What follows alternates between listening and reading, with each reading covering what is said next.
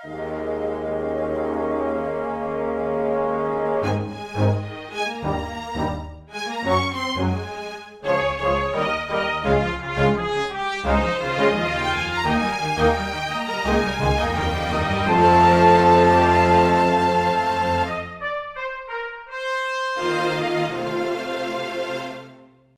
everyone, and welcome to Weekly Manga Recap here on October the 28th of 2020 for our All Hallows Eve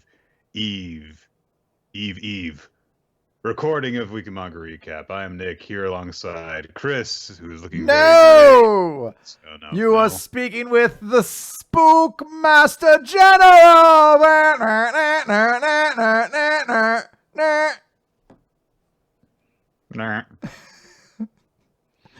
Okay. I've pulled out all the stops this year by getting a Zoom background and wearing a hoodie. For I am one of the apostles of the damned. But I'm the leader, so I'm an apostle of me.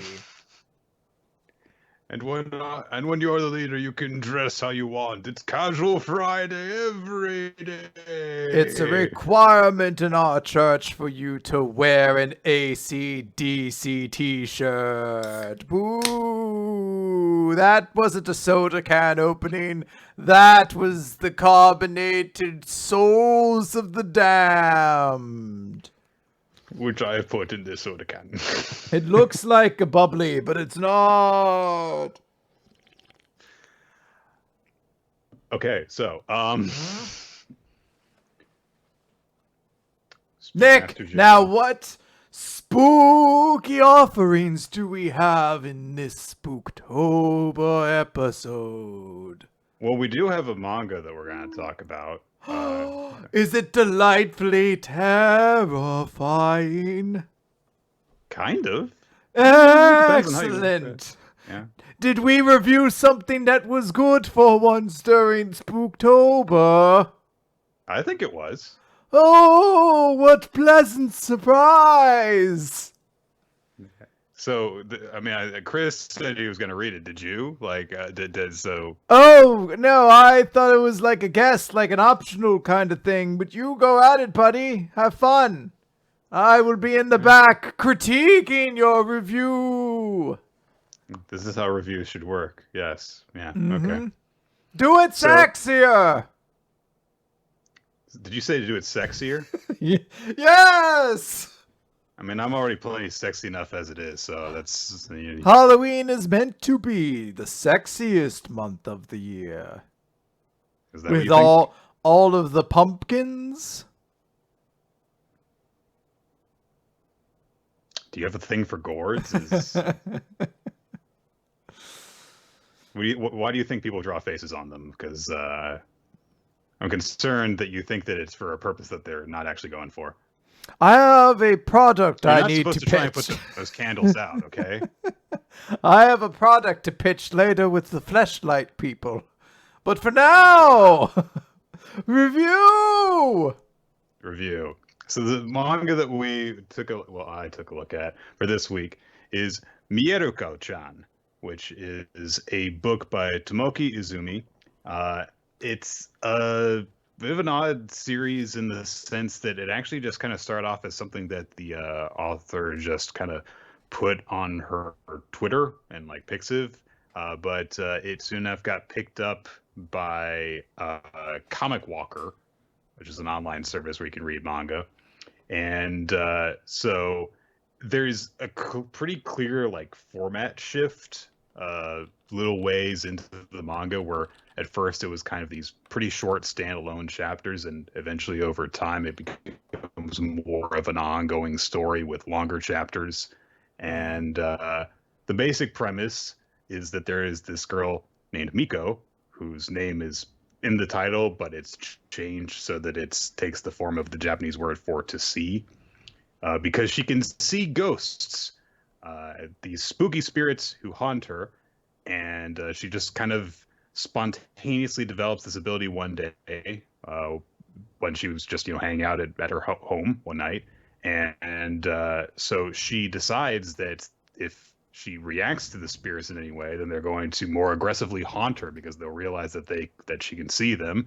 And so if she ignores them and pretends she can't see them, then maybe they won't be as aggressive towards her. And that is basically her approach through the entire rest of the manga to date, is to just try and ignore them, even though they do shock her very suddenly sometimes with big scares or with really by doing really gross, horrifying things right in front of her face. And she can't really do anything about it because she's just desperately trying not to show any reaction on her face. And at first, it's just kind of her, kind of somewhat. I guess the idea is that she humorously plays it down by like, "Oh, here's my food," or "Oh, I got some stuff in my eye, and that's why I'm crying." But over time, as she gets more involved in this world of the spirits and ponders whether she should actually use her ability to see spirits to do anything about them, it gets a bit more complicated than that.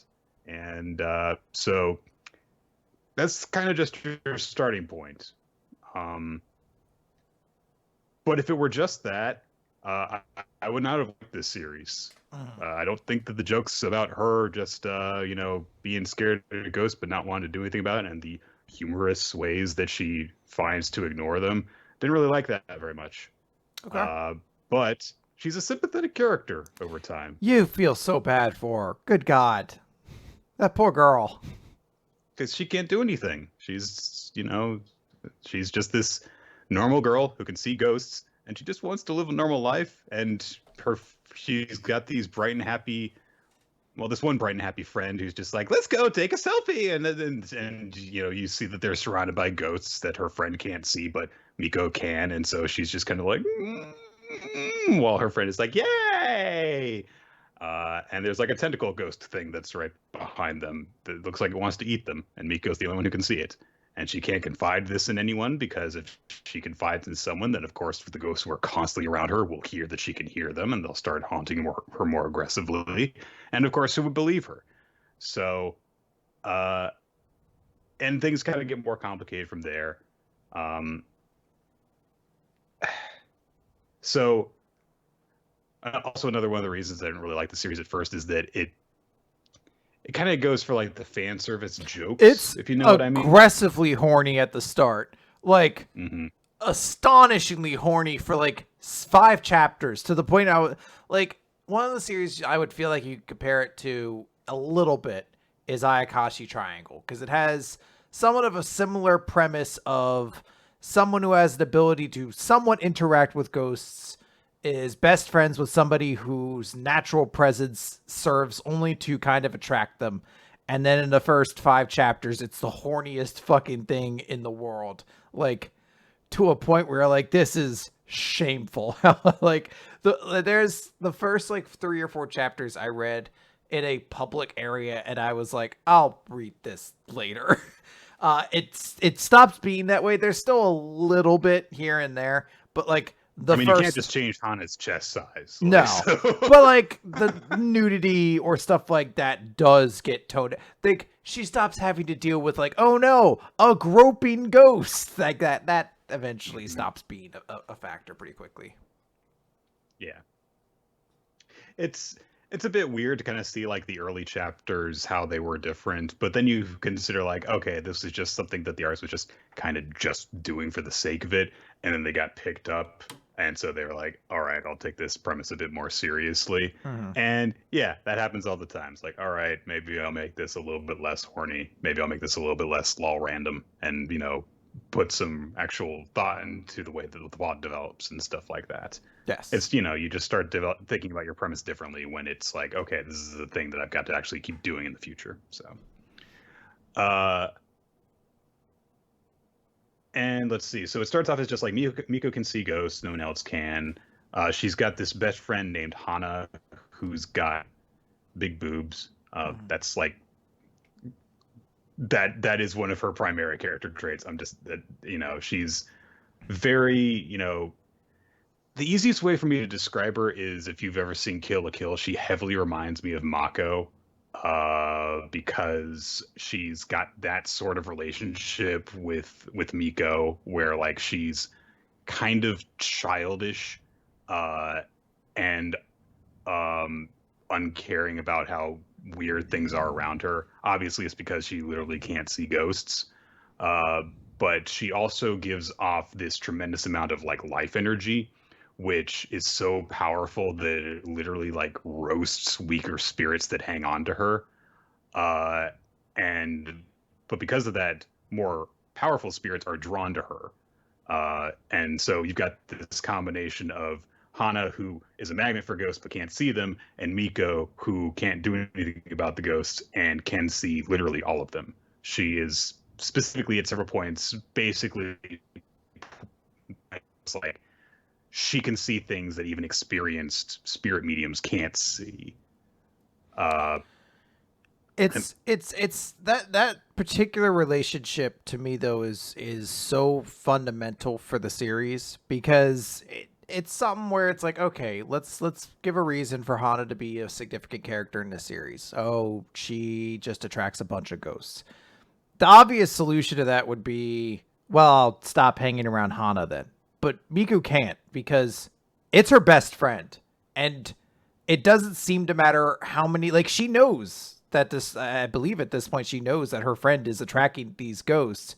But, like, her friendship with Hana means more than that. And that's just such an earnest thing. Like, the relationship between them is such, like, a genuine best friend kind of energy that it's just like Hana doesn't know what's going on with Miko. She doesn't understand what's going on, but she'll still be like, "You feel like you're in a weird place. I wanted to do this sort of thing to cheer you up and stuff like that." And it's like, "Oh, it's very sweet." And you can see that there are those moments that Miko has where she's just like, "I'm going to do everything here. I'm in complete and utter hell, but this is so important to Hana that I can get through it because it's for her." And it's just like, yeah, "Oh."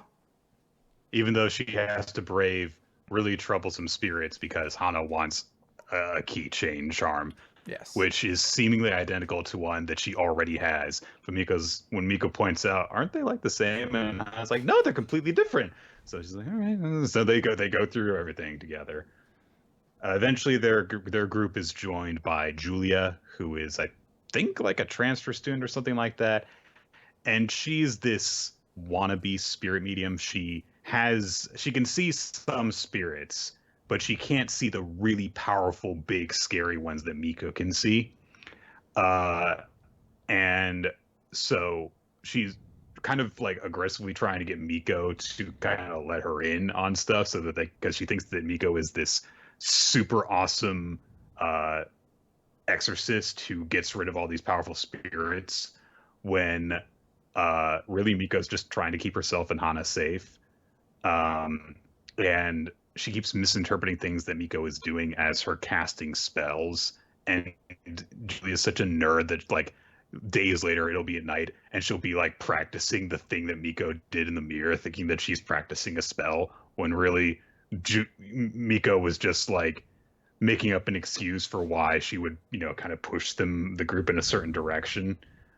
Um, and she definitely has this potential, but she clearly doesn't understand how in over her head she keeps trying to push herself. Mm-hmm.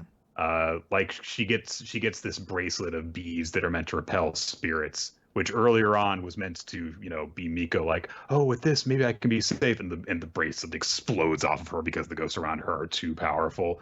So Julia's like, I've got this bracelet, it'll help me. And she's like, well, I put the bracelet back together. And it just isn't helpful whenever she's around Miko. And there's a few other characters besides that. We're kind at the point that the series is at literally right now.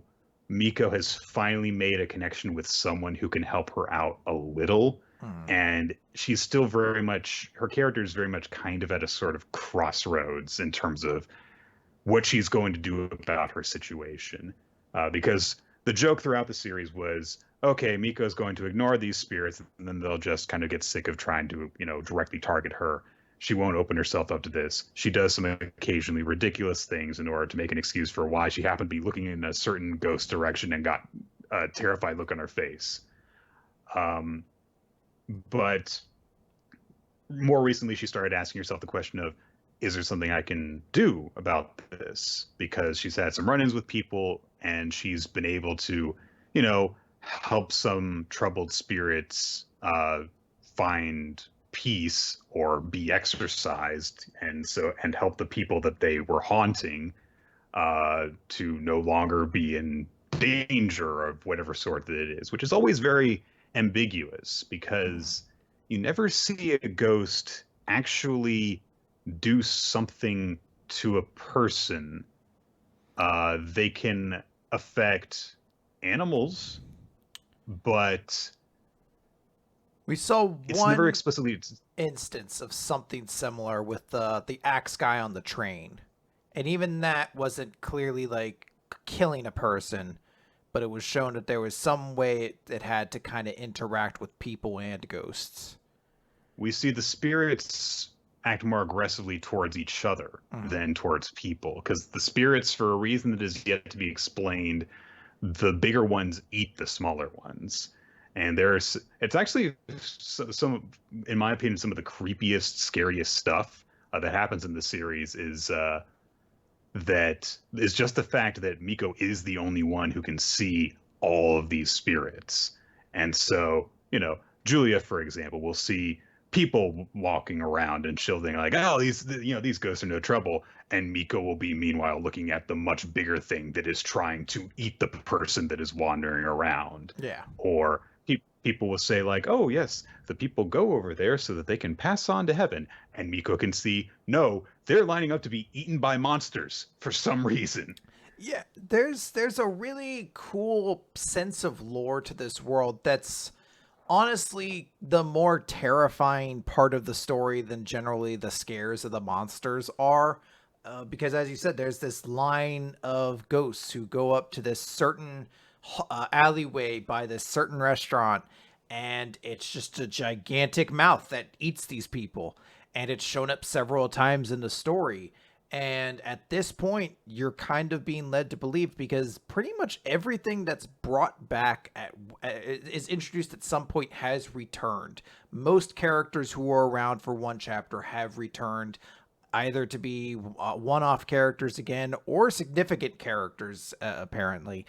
And there's this thing where you're just like, this world is terrifying. And it's not because these designs are horrifying, although I think they are. I'm generally just desensitized to a lot of this stuff, so most of the designs don't scare me as much, but the situations that Miko is in more often are where it's terrifying. Where just recently there was a scene where she's at a restaurant and she's with somebody who can sort of see spirits, so they think they're on equal playing grounds here because they're like, I'm seeing what's going on. But Miko can see so much more, and it's terrifying to her. And you just have this dread because you're just like, I don't know what'll happen if all of a sudden these things start, like, if one ghost realizes really that what she can do. And we've started to actually see ghosts are responding to her, and the world is having to kind of build upon this bigger lore of just like, all right, you can't just pretend you don't see them anymore, because now they're starting to figure out that you can, and things like that. So I think that's where the real strength of the series is starting to build upon, because it's not the monsters per se that are scary, it's all these situations that you keep seeing this poor girl in. It's almost kind of a dark comedy at points. I mean, it is specifically a dark comedy at points, but there's more times too where you're just like, it's hard not to just kind of laugh because she's in so many shitty situations where like you just can't help but be like, this is awful. Like, just fucking awful. She's one of the happiest chapters of the series is one where she and her friends go to a haunted house. Because she realizes they're going through it. Because at first she's like, I mean, the stuff that I see around here is not nearly as scary as the stuff I see all the time. But then she realizes, wait a minute, if there's all this scary stuff around, then I can just let loose and actually let myself have terrified reactions. And so they go through it and she's going, ah! But she's so relieved that she's like having what, honestly is also a very normal reaction for a lot of people going through a haunted house of, she's scared, but she's so happy that she can express herself, and it's such a relief to her. And then, of course, once they're out of the haunted house, she starts to react again, and nobody else can see, and she's like, oh. Oh, right. I have to go back to back to burying it. Yeah. I greatly enjoyed this series, and the moment I knew I was really enjoying this series happens at the end of quote unquote the first volume, whatever. We've gone through a series of different stories, and we start with one, and it's her in the house, and she goes down for dinner with her family or breakfast with her family, Mm-hmm. and there's this big giraffe-necked monster, and you're like, okay, it's gonna be another one of these stories. Her family's talking at her. She can't say anything because she's staring at this monster. She doesn't want to, attract its attention.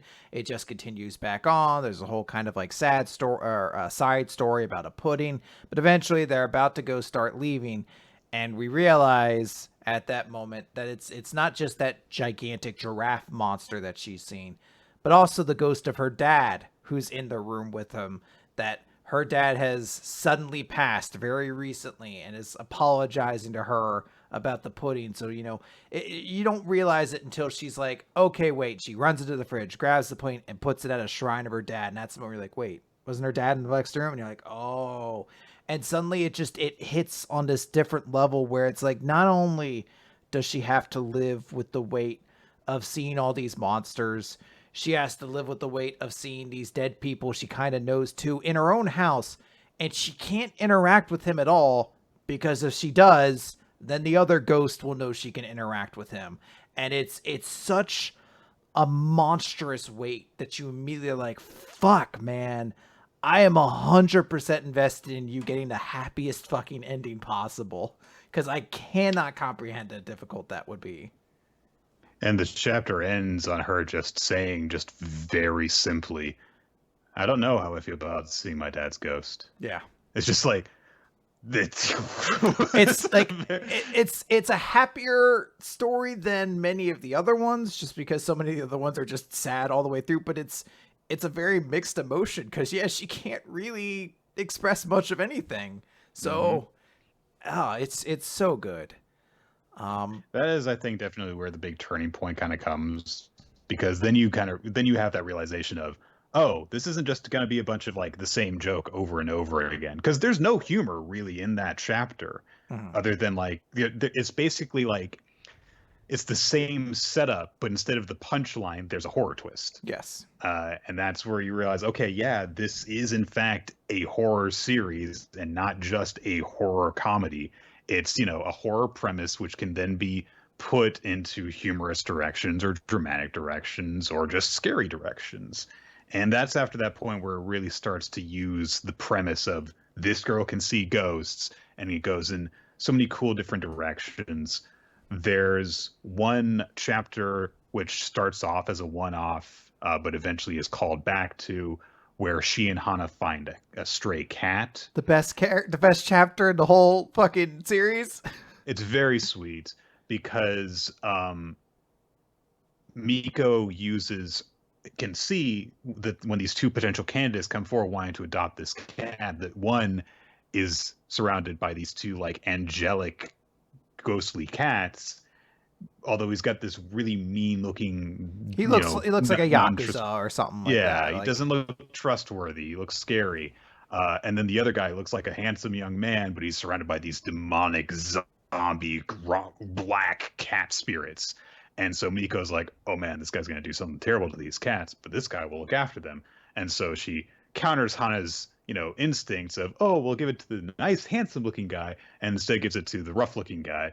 And the rough looking guy goes home, and not only is the kitty cat joined by the cat spirits, but also the spirit of like his wife. And he's got this little shrine for the cats and for his wife. And so even though it's just him and the cat, as far as he can see, they're all kind of together in this little family. And so it's like, oh man, this guy really does care, because he puts them literally on the same level as this, presumably his wife that was so important to him. And then it turns out later on, oh, that guy who was haunted by the dead cat spirits, no, he's a lot more sympathetic than you first realize. And there's a reason why he's surrounded by horrified dead cats. And there's a whole big dramatic thing that goes into it. Yeah. There is... And then there's one more that was early on that did really strike me, which is when their teacher is going away for a maternity leave. Oh, yeah. And because she's pregnant. And so she mentions to them like, "Yeah, I'm really hoping that this one makes it because the last time that I was pregnant, I had a miscarriage." And Miko can see when she looks closely that there is this very undefined spirit that is floating around with the woman. And like a little baby hand is like reaching out to put its hand on her stomach. And so it's like, "Oh, the baby's dead sibling is with it to protect it now." And it's like, oh my god. So It's there's yeah, like because at first she doesn't know what the spirit is either. She yeah. just sees something by the teacher, and she has a moment where she finally kind of breaks one of her rules, and it's just like, "Hey, be careful going down the stairs." And like, "Are you eating?" Like, she's just like suddenly like, "Be careful because I think a ghost is after you." Not obviously saying those words. And then the teacher explains like, "Oh no, I had a miscarriage before, so I'm taking extra care because I want this one to work." And you're just like, "Aw." It's very sweet because it's just, if it wasn't such a compassionate lead, I don't know if the series would work nearly as well. But because it's so hard not to root for her, because she genuinely seems to want to make the world a better place, but is just, She doesn't know how she can do that. Yeah. yeah, and again, it's just like so many little moments that make it great. And I actually found it to be, I think, probably a funnier series than you did, because I do enjoy some of the ways she gets out of certain things just because of how deadpan it has to be. There's a moment where she's at a coffee shop and a guy is trying to flirt with her, and she accidentally kind of stares at him too long, and this just jealous ghost is coming after her, and she's like, "Oh wow, he's cool." So the ghost is like, "Fuck you, you're after my guy." Yeah. And she's like, "Yo, Anja-san is so cool." And she's like pulled up a video of this like Hulk Hogan wrestler kind of dude, and it becomes a character trait for her from Yeah. from There's then like on in the omages series. where he goes to a signing of his and Yeah, stuff. yeah, like she's now become a big fan of this guy just because she randomly used him to get out of a bad situation. It's just, it's so charming. Or she's always been a mark. You never know. Very possible.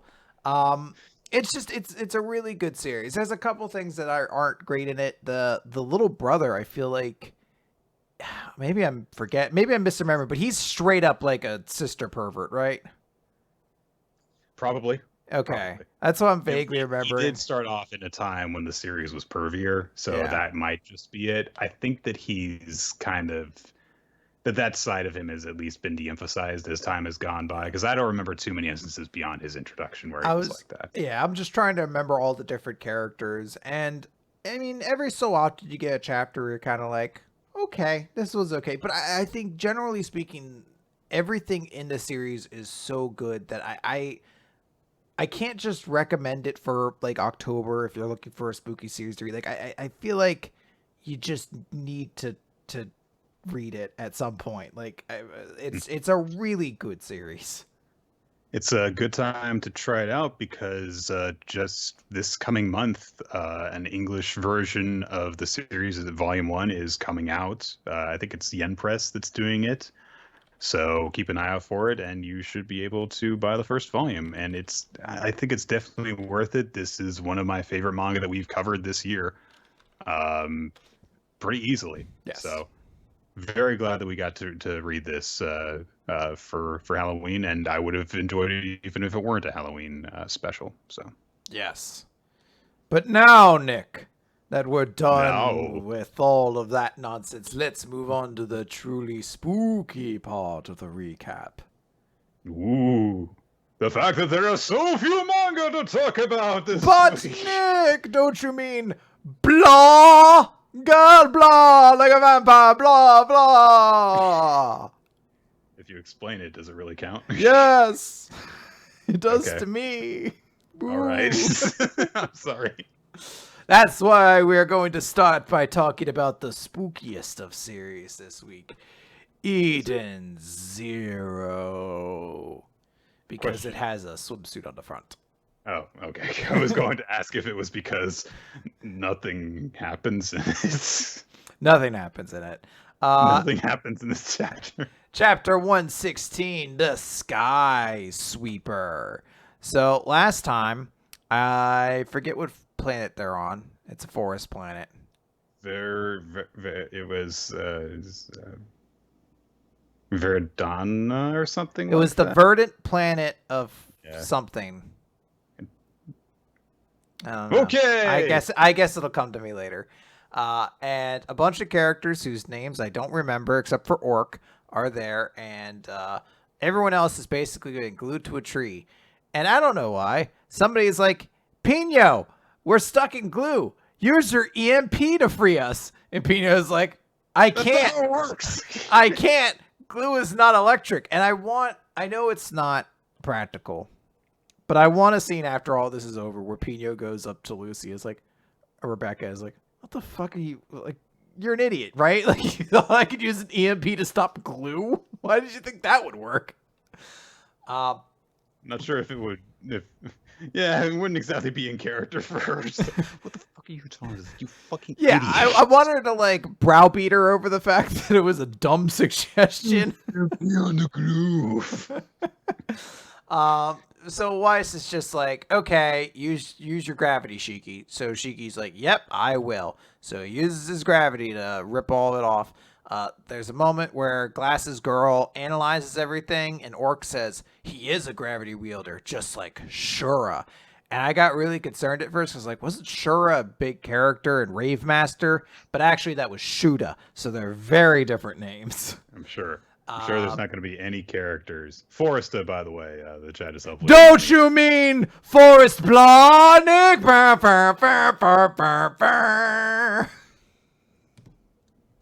Everyone was a part of that one. What do you mean everyone was? The chat helped. You had to, yeah, everyone was a part. The gang's all here. I hate the last day of Halloween. So he uses his gravity powers, frees everybody, and then there's a whole big joke because Weiss is like, you ripped some of my clothes. And he looks over and like, Hamora's clothes are a little bit ripped. And Rebecca's clothes are just outright gone. Like her shirt's just completely gone. And then Food Reviewer Girl's like, nope, didn't get much of mine. And then Weiss didn't really either because you can't really sexually exploit large women or men. That's impossible in the universe of Hero. So then a bunch of drones show up and drop a bunch of bombs. Basically, it becomes like Act 2 of the first level of Sonic 3, where like they drop a bunch of bombs, so they have to run through a fiery forest. I'm not wrong. For some reason, my Comixology decided not to load. But basically, all that happens is Orc jumps into the air, activates his robot arm, blows up most of the ships, and in the process, everybody gets separated. So Hamura is separated. Weiss is over with Food Reviewer Girl, who, by the way, says, it's no use. I'm not seeing any food over here either. So she has a great joke where no line she has can't be about food. And Chris, I've been thinking the entire time that the Eden Zero has been flying through space, that the one thing missing from their lineup is a husky character who has one joke as their personality. If only we had that, then we'd be set. But it's just incomplete without that, and it's been incomplete until now. So I'm glad that we've got one. Yeah. I'm heavily on board with hashtag Food Reviewer Girl for Eden Zero friend or crewmate, whatever the fuck they'd call them on the ship. Just in the complete inversion of the Straw Hats, just you don't have to campaign for any of these characters. It's just like, no, they're already part of the crew. There's already like fucking the same size as the Straw Hats at Eden Zero, and it's been running like a year and a half. Hang on. Shiki, Rebecca, Hamura, Weiss, Happy. Don't count the two robots of Pino and Happy. Don't count them. Okay, Let's just say they're not part of it. But then there's the other three members of the Shining the Stars group, Moskoy. And then I guess it's just down to whether or not you count their current members who haven't officially joined yet. Yeah. But if they do, then they'll be in excess of the Straw Hat crew. Yeah. Already.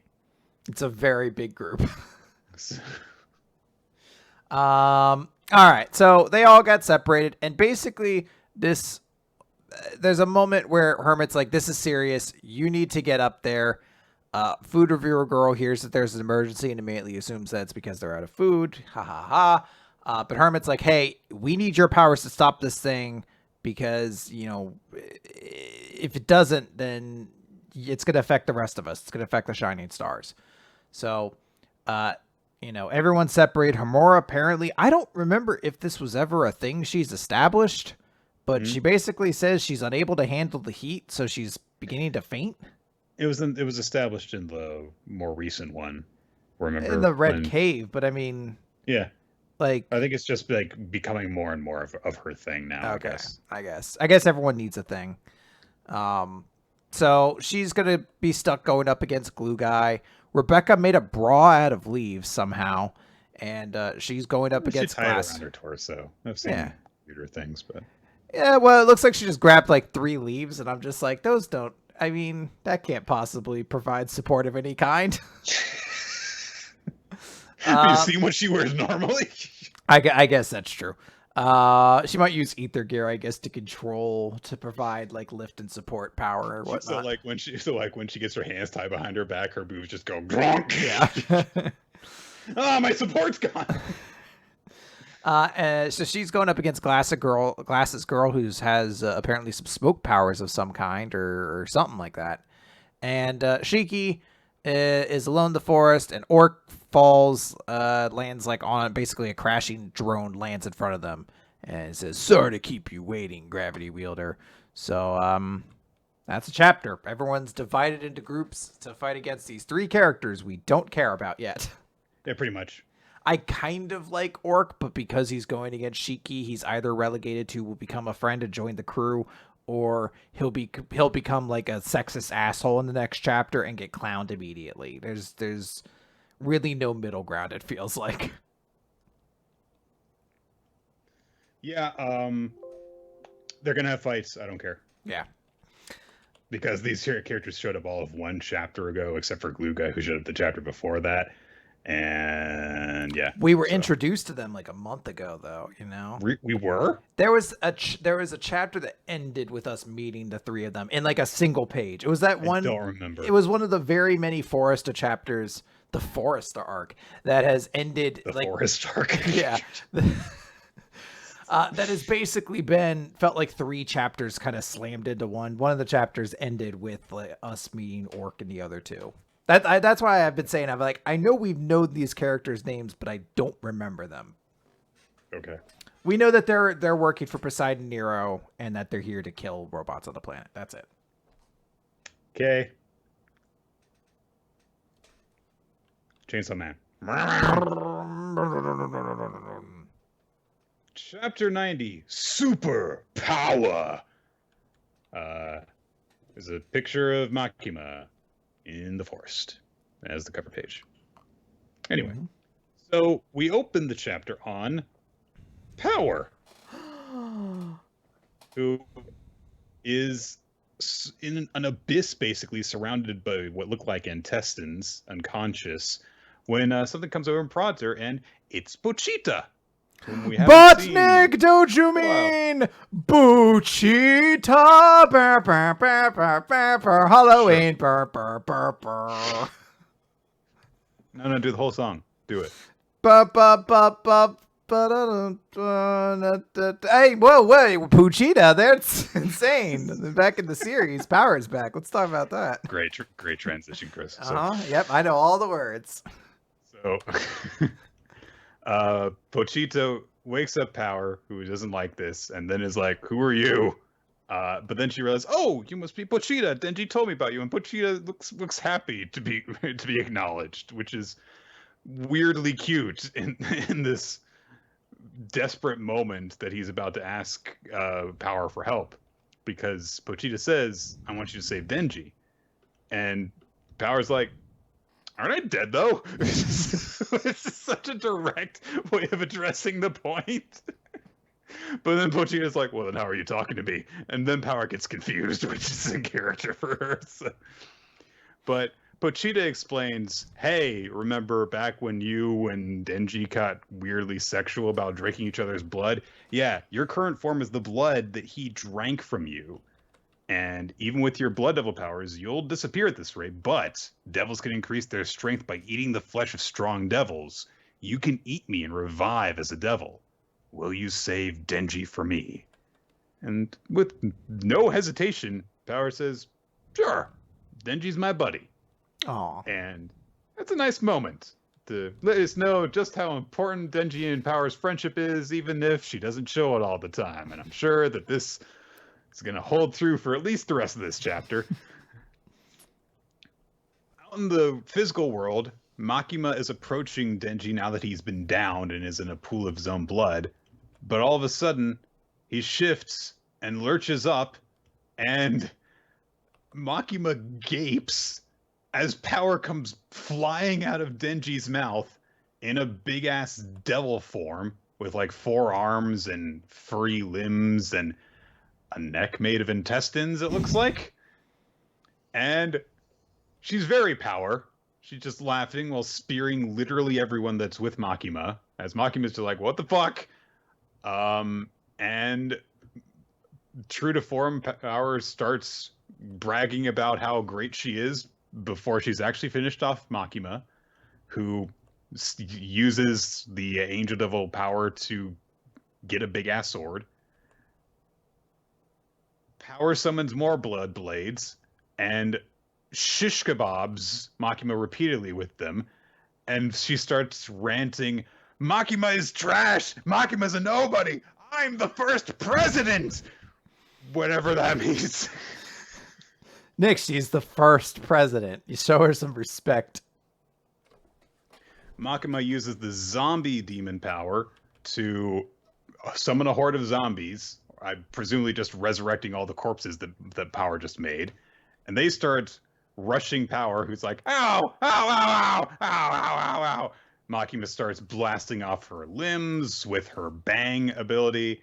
And then Makima just goes, Power, why are you alive after I killed you?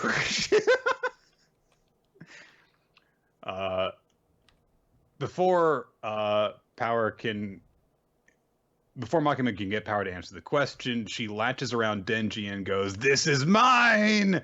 But Makima blasts her again with her bang ability. Power kind of like flinches away and cowers away for a bit, and then Makima says, Power, be a good girl. Hand over Chainsaw Man. Do it, and I won't kill you.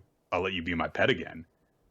And Power kind of gets this look on her face, as much as a look as she can get on her face, which looks like an anvil right now. And then she picks up Denji and goes, your wish is my command! I captured this fool! It's like, good girl. And in this void space, Pochita's like, ah! And then Power says, the glory is mine, because she's Power. And I just like how happy her face looks at the last panel. She's so like, she has such an unexpressive face at the moment because it's just like a featureless kind of thing and then an eyeball and a mouth. But just curving the eyes slightly just shows how happy she currently is right now. So, Power's back. Or is she? So, there's a level where you're just like, I don't know how to take this because I don't know how permanent any part of this is. Chainsaw Man has shown over the past like 3 months that anything can happen and nothing is guaranteed. So there's a part of me that's just like, oh, okay, this isn't gonna work. Plus there's also the fact that there's a chance Denji might still kill her, because I guess if you still interpret the way the future devil's words worked, Denji would kill her, which technically Makima did before, even though Denji was the one who opened the door. So there's maybe a chance that Denji still eats her or she dies or something like that. But there's just a moment of like, okay, I can definitely enjoy Power being back and actually feeling like Power. You know, we've had kind of this weird nostalgia trip recently of like seeing all these characters, but none of them have any personality really, or are nothing like how we kind of got to enjoy them. So it's nice because they were just all Makima's slaves. Yeah. So it's nice seeing power being power, but it's still at this point where you're just like, I don't know how to feel about this chapter, though, because I don't know what's going to happen next week. So judging the part instead of the whole. Considering the amount of whiplash that's been going on in the last several chapters, just back and forth, back and forth, can you imagine this part of the manga being adapted into an anime? How will they handle that? There would be so much going on. I've also kind of gotten a little tired of like the Makima reaction face because we've had to deal with it so many chapters in a row now where she'll say something like, oh, this is unwinnable. Oh, we're screwed. Or when she just says like a flat face. So I'm just like, I have no idea. I'm starting to like almost get bored of it where I'm just like, all right, I've seen it now. What are you talking about, Chris? Bleach got way better when Aizen was all over every chapter. So I think the Shigaraki arc should go on for another 30 or 40 chapters. All for One should just be the main character of My Hero Academia. All right. Let's move on to Magu-chan, God of Destruction, Chapter 17, A Chaos-Inducing Illness. Hey, Magu got sick because Ruru was sick, because diseases are contagious. The symptoms he is expressing are very different than those Ruru had because he is a chaos entity being. It manifests in his body swelling and distorting into weird shapes. Don't you mean Magu-chan and Boo Boo? Do do do do do do do do do do do do do. They have stolen 0 picnic baskets, I'll have you know. Magu-chan's body is distorting into all sorts of weird shapes, and his I-beams shoot out of a random part of his body every time that he sneezes, so that's no good. Then Izuma and Paneras? Uneris, Panera Bread. They show up. And they're like, well, now that Ruru is no longer safe, it's time to throw down. But of course, Magu is clearly sick and is shooting off random I-beams. Izuma is able to deflect one, but then Uneris is like, hang on, something's wrong here. Ruru explains, oh yeah, he's sick. She throws on a nurse outfit because Uneris is weird like that. And then she starts taking a look and is like, all right, okay, so the bacteria, when it came into contact with Magu, it underwent a mutation. So this is not a human cold anymore. So this is pretty bad. So what we need to do is infiltrate his body and obliterate the mutated bacteria. So she's like, with my providence, I'll make you guys become pocket-sized in this capsule and then shove it up that hole, basically. So she puts Ren and Rue in a suppository, I guess, and puts it in Magu's body while Izuma kind of holds the fort, deflecting laser blasts and stuff. Oh, also, she dumps Naputuku in there. I forgot about that. I forgot he was here. He was so important. Of course, Ren has been inside of Magu's void before, and he observes that it is different now. And then they're like, oh, hey, there's a tiny Mago here, but it's all black and distorted, and so it tries to destroy them. Naputuko gives it a drop kick, and he's like, I'm the victor! Me! I won! Me! But it starts to vanish, and then there's a whole bunch of more cold germ-infected Magus that start attacking as well. Then Ren picks up a sword thing that's just kind of in the void so he can use it as a weapon. They start kind of batting away some of the creatures. Then Ren's like, hey, Naputuku, use your ability thing. And Naputuku's like, no, I've only just recovered my stamina. And so Ren's like, come on, do it. I'll teach you how to cook. And so he uses Frenzied Roar to order the diseased Magus to attack each other. But then they all start grouping together and grow into one really, really big one. It snatches up Naputuku and Ren. Ren, of course, is like, run, Ruru! And she's like, no, the Magu-chan is suffering. Everyone outside's suffering too. And you're part of Magu-chan, so why are you wreaking havoc like this? And the diseased Magu says, I bring about illness and destruction. I devour healthy flesh and blood. And Ruru's like, I won't let you do that. Magu-chan's the one who taught me how terrible colds are. I thought she knew that already. Anyway, she throws natto at it, and when it enters its body, the natto fights the bacteria and disintegrates it. And then Magu sneezes out the suppository, and everyone pops out. And Magu is feeling nice and healthy now. And Ren's like, shouldn't we have just fed him natto to help him get better to begin with? Yay. But then we would have had a chapter. True. Izuma is not doing so hot after trying to fight Magu for so long. Ruru feeds him some potion. Ren clearly gets jealous, and Daenerys is like, wait a minute, this boy has the hots for her. And so, yeah, that's it. I wasn't crazy high in this chapter, so. It's weird. It's sort of just like the same premise of last chapter. A character is sick, so the other ones take care of them, but just not as good. So it feels weird. I guess it makes sense. One character being sick would pass the sickness on to the person next to them, but it was just weird to kind of do these back to back. Yeah, and obviously they took a very different approach to the way this was handled. This was much more of just a goofy comedy chapter as opposed to the more kind of heartfelt one last time.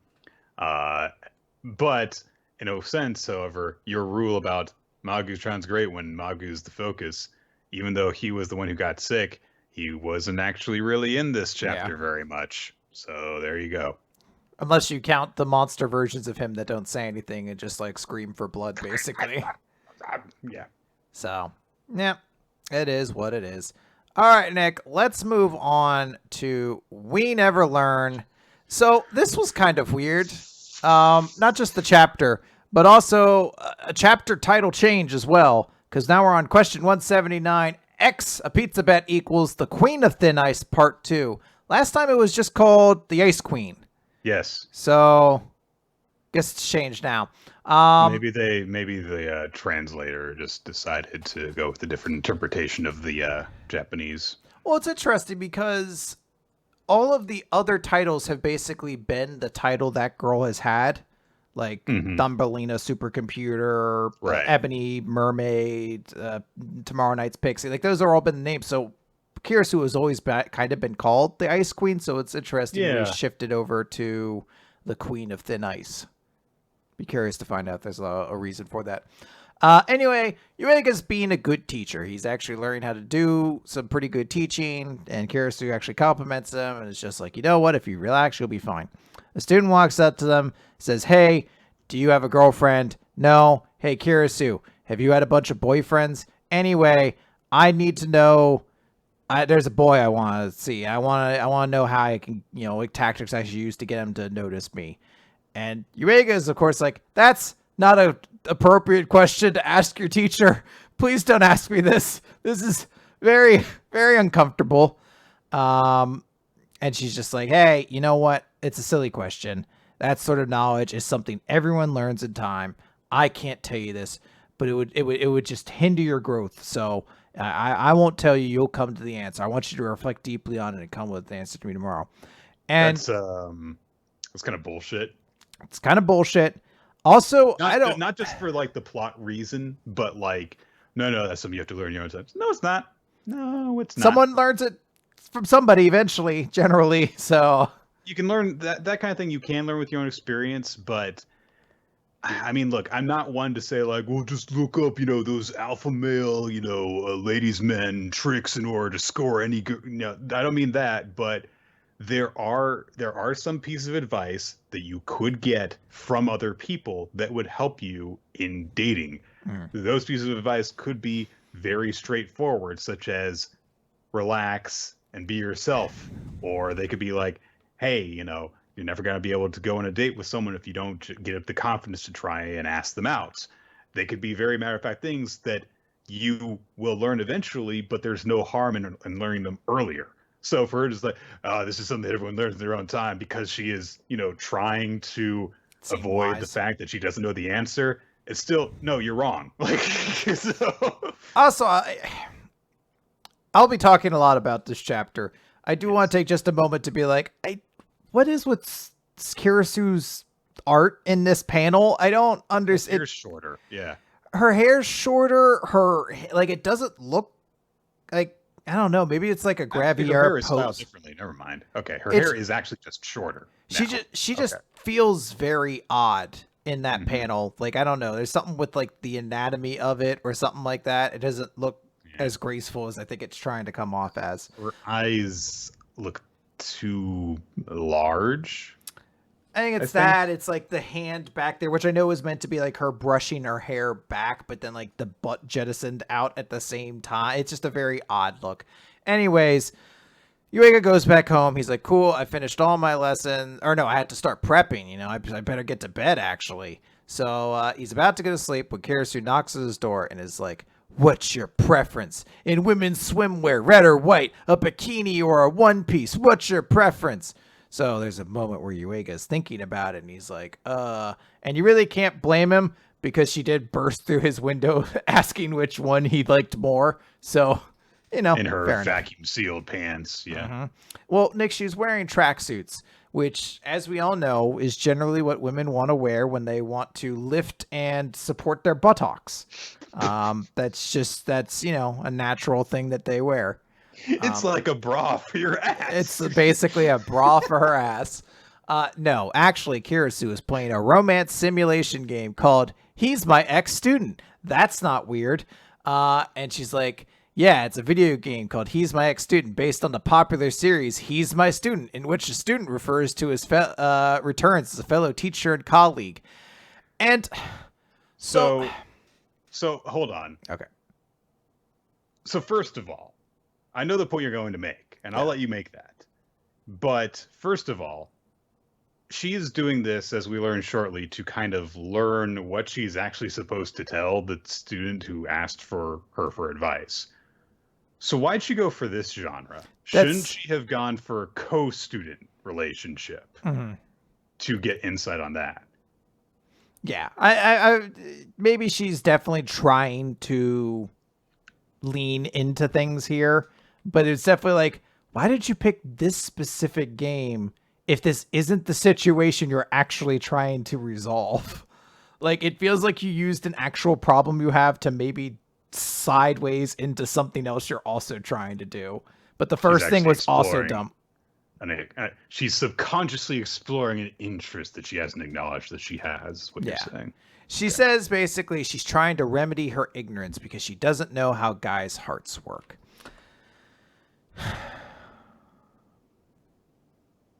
So she's going to be playing this game so that she can figure out how humans have relationships, basically. Emotions, yeah. So this is a very cool character trait of Kirisu's. So Yuega's just like, wait, so your romantic experience, she's like, silence. Excessive prying is detrimental to your health. So she's basically trying to say, like, hey, I haven't had a whole lot of experience, which is perfectly fine. It's a little bit boring. Not boring. A little bit gross. That's the word I was trying to go for. It's a little bit gross. Not that Kirisu needs to have had any relationships in her life or anything like that.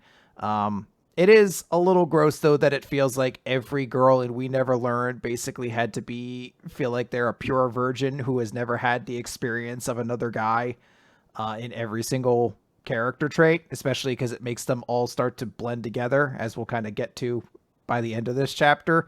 But Kirisu apparently has never had any experience with boys before, so she's trying to learn it here. And she sits down in her super tight tracksuit pants, which somehow, maybe they're a size too small, and she didn't realize it because it's already like pulling down her butt as she's playing the game. And she's like, "Oh, this is so complicated. I don't know how anyone could possibly beat this game." And it's basically the one funny thing. It's because she keeps hitting all the stupidest choices that clearly end a relationship, where it's just like, "Oh, hey, should we study things together?" And she's like, "What? No, do it on your own." Yuga's like, "Why did you pick that? Obviously the other two." She's like, "But we teach different subjects. How could we prep questions together?" I do like that moment of like logic from her. But Yuega's just like, look, just apologize to the student tomorrow. This isn't going to work. And Kirisu's like, no, fuck that. When I make up my mind, I do something. So we're gonna make this work. Besides, she trusted me with her question. So Yuiga's like, all right, fine, then I'll help you. And they spend all night playing the game. Kirisu demands that she gets to wear one of Yuiga's shirts because that's a scene that happens in the game. So she's a method acting her way through it, basically. There's a small joke about the fact that she's like, wow, it's a really big shirt when you think about it. But we've seen how swole Yuiga is, yeah, so it's not a big surprise. No, it's very true. There's a whole moment of Yuiga being like, oh, pluck at his clothes and look at him coquettishly? Yes. I've never heard that word before, so I guess it's we're going to learn. Basically only ever used in this exact context. Okay. It kind of means like... So she's basically, they managed to get through the entirety of the game. It sort of ends on like a little bit of a romantic moment where both of them at the same time are supposed to be like, oh, oops. I guess maybe there's a moment because we don't see it from Kirisu's embarrassment really, that maybe this was all intentional on Kirisu's part, because it's weird if she does it. Like I can't justify in my mind that she would have ignorantly gotten to this point and been like, oh, oops, maybe I shouldn't have gotten a game about sleeping with one of my ex-students and then hang out with one of my ex-students and romantically talk about what it would be like to sleep with them before getting to this point and be like, oh, right. I guess just comedy gets you there or whatever. But you know, Kirsty's like, I guess you must have a lot of experience with love. And Yuiga's like, nope, not at all. I'm super inexperienced. So maybe in this route, Yuiga never had any feelings with any of the girls, or it just never worked out. So there you go. They all died in a car accident. The future devil rules. We never found out what happened to the other girls in the Yasumi route, so... Yeah. So, the next day, Yuiga and Kirisu come in. They're very tired because they spent all night playing a video game, which is weird. I feel like those visual novel games could, you can run through them in like 4 hours, it feels like. They're not that long.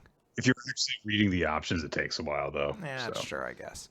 And then basically they're like, oh, hey, we just started to feel like... Or maybe Kirisu was just like, no, I'm getting that harem ending. We're going to do all of this. We're doing every ending. So basically they're like, okay, the two people already became a couple, so all of our work was for nothing.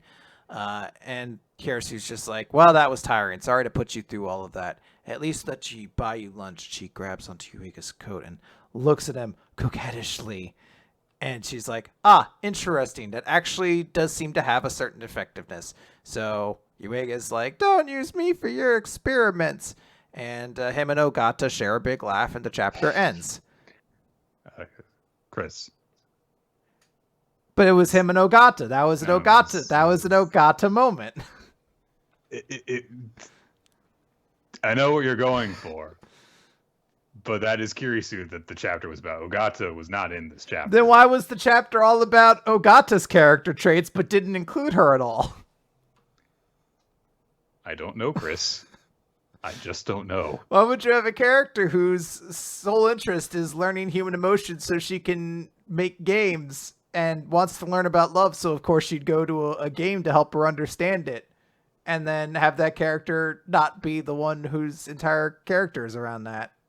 And then uses what she's picked up from the game to run an experiment and then notes the results of said experiment.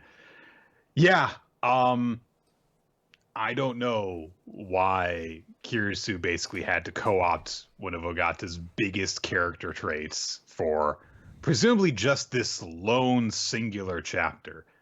Maybe Susuyu-sensei was just trying to find a way to extend this story arc, the Kirisu route, a little bit, and was just short on one-off ideas, and so used an unused Ogata idea for it and changed a bit of the context so they would kind of sort of fit.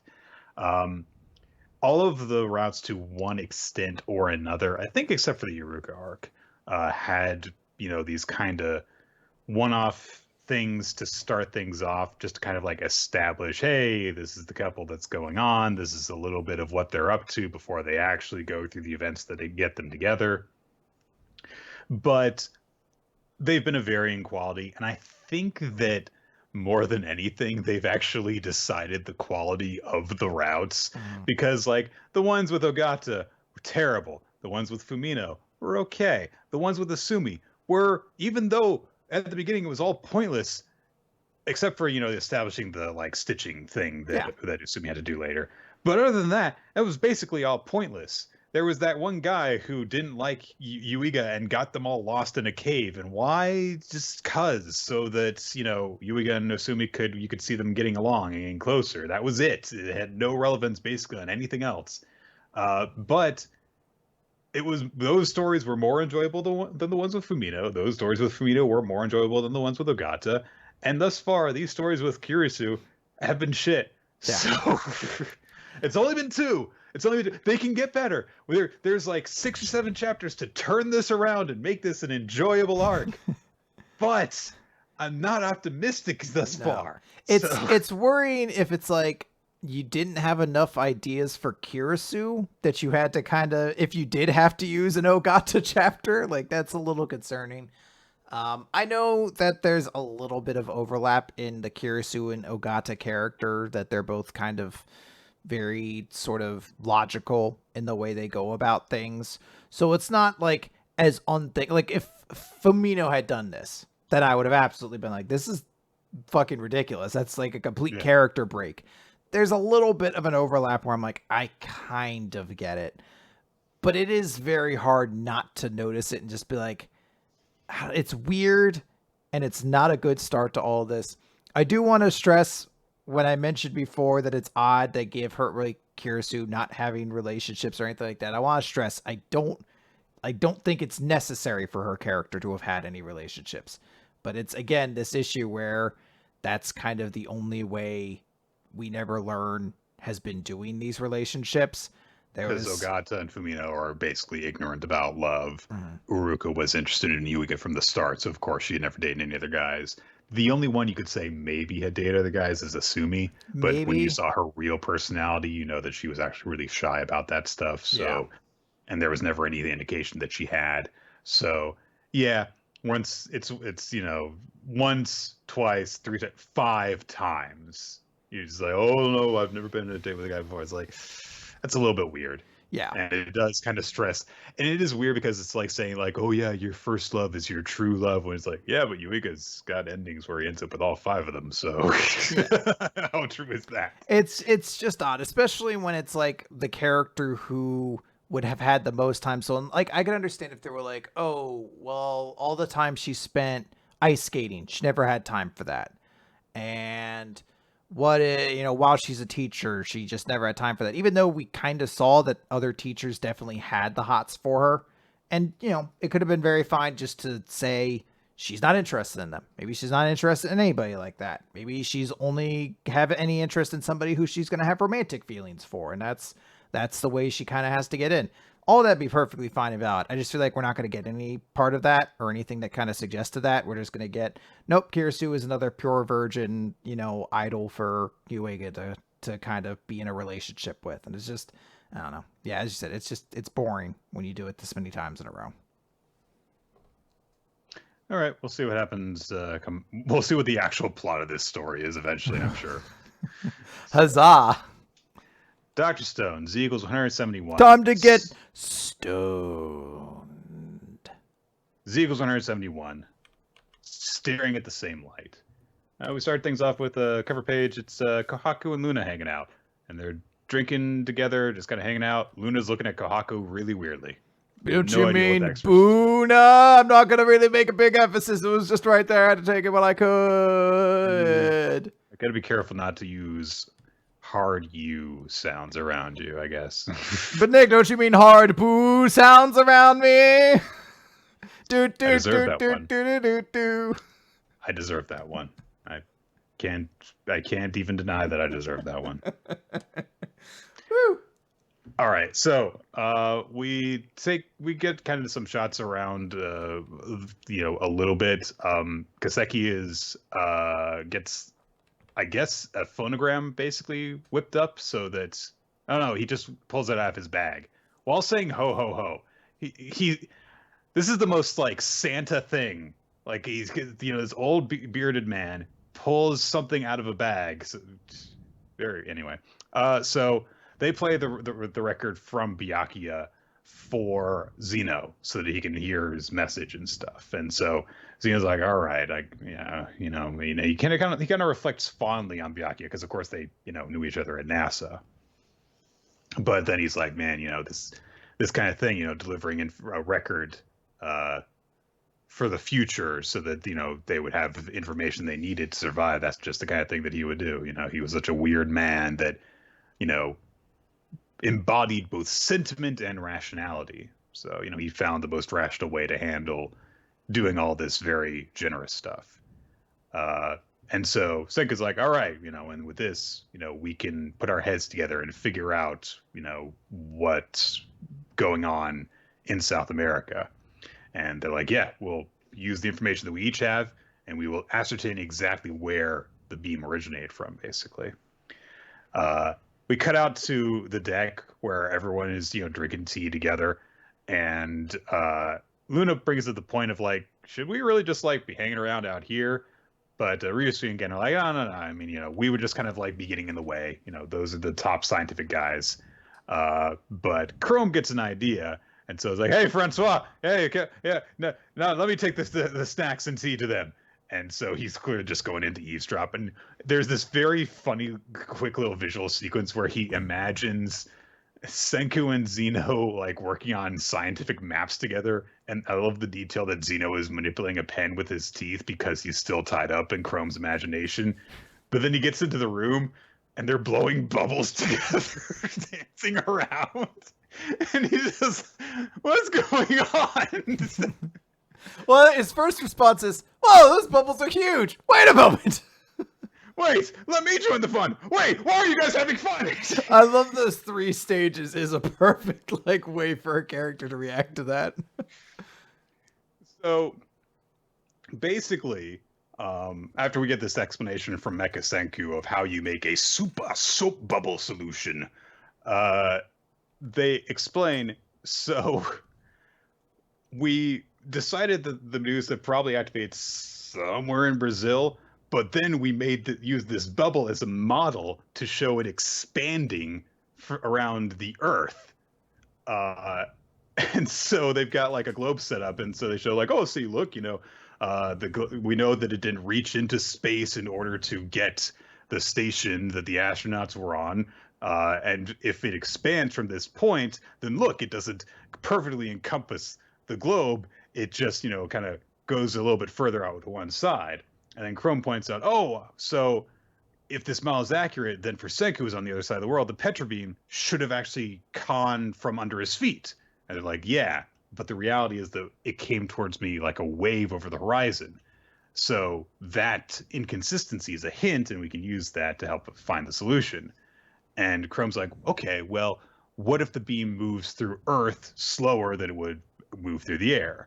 And Zeno says, well, that's an interesting hypothesis, but what we need to rely on is not intuition, but rather objectivity and replicability, because a science pro must view matters objectively and attempt to show that a phenomenon can be reproduced.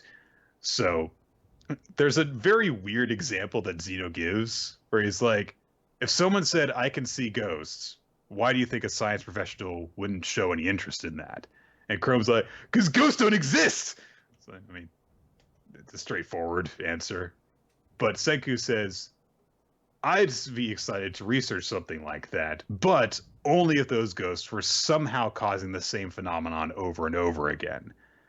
Basically, if one person happens to say, oh, there's ghosts, then whatever. But if there are observed replicable results, such as ghosts being around causes the temperature to drop consistently, then that'd be worth looking into. And then Senku is like, yeah, and we can use the temperature differential to create a Stirling engine and generate electricity.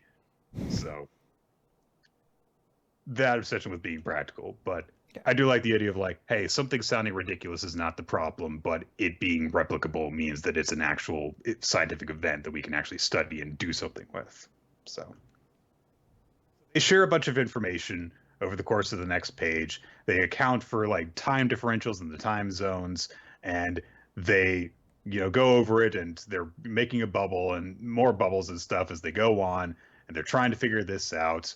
They're like, okay, well, well, there is the whole space station thing. And we know that if it had gone out to a certain point, then the space station would have crashed into it. So that means that the wave of light must have traveled really close to the Earth's surface. So it wasn't light, as light is much faster. It would have been like a luminous substance dragged down by the Earth's gravity as it washed over the surface. And so they go on, and Chrome looks at Senku in a very particular way that's going to have some people being very excited. Like, you don't look at a person and have lights appear around them like that unless you're thinking of something very particular. Anyway, Kohaku is like, Chrome's taking his sweet time delivering that food. He's probably spying on the meeting. So she goes to check it out. And now all three of them are blowing bubbles and stuff. And she's like, and she just kind of like sneaks back down the hatch.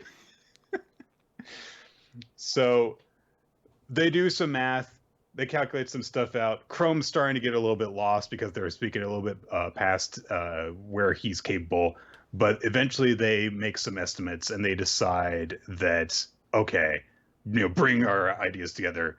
We can actually determine that there is a longitude and latitude that they think is the origin of the whole mystery, which is indeed somewhere in Brazil, although more towards the center of South America. And they have the like exact latitude and longitude down to feet, but yeah. Anyway, what did you think of this chapter, Chris? I like this chapter. I thought this was a fun chapter in comparison to the last couple we've had. Particularly last chapter where I was like, I don't know, just didn't really connect their relationship. But I do like seeing them actually talk about science. I said last time, I was like, I wasn't excited to see next week's chapter, and I ended up really liking it. I like just the silly joke that every time someone comes upstairs, they're busy just blowing bubbles. And there is a lot of science to this chapter, but generally, it's the same way of Food Wars. I just kind of skim through the parts I don't understand. Like, I'm not going to be able to digest, and I just get to the parts I'm like, I can pick that up. Yeah, sure. Bubbles. Shit like that. Fucking cool. So I dug that. It's not like otherworldly or transcendent as a chapter, but it's fine. It worked better than the past couple chapters have.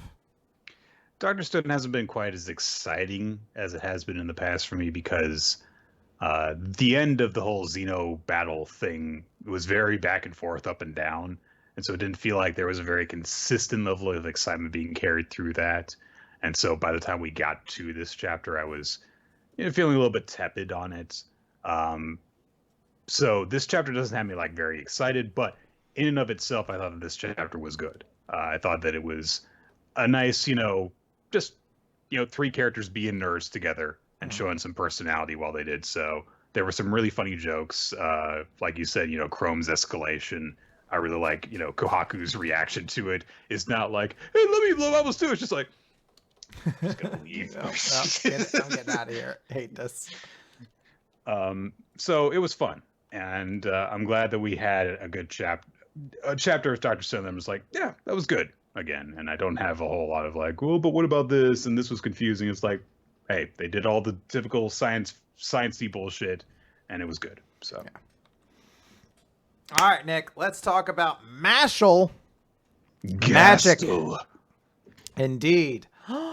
You did it. Hold on, wait.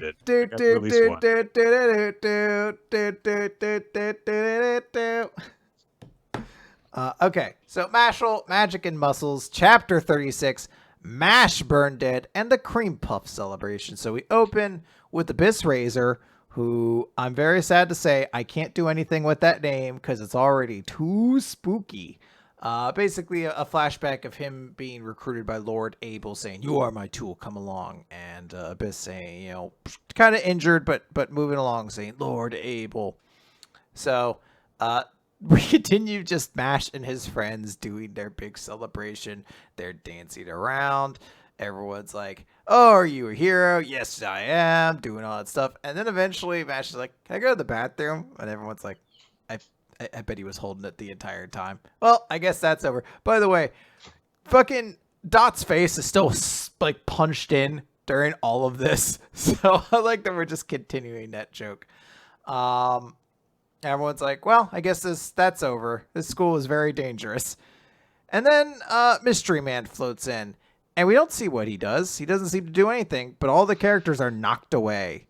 And Dot's like, hey, what do you think? And he sees that this guy is just floating. And like when he lands on the ground, he just approaches Abel and he's like, oh, you look rather rough. Did you lose? You couldn't even rise to the top of the school. That's pretty bad. But you did do one thing, and you got us good intel on Headmaster Wolbert. And just suddenly, Lord Abel just starts choking himself. His own hands just wrap around his throat and begin to strangle him. And the mystery person just says, but you didn't find the one we're searching for, which is fine, really, because as it turns out, we don't need you. And Mash comes back. He's like, hey, is everyone okay with orange juice and cream puffs? Which cannot possibly go together.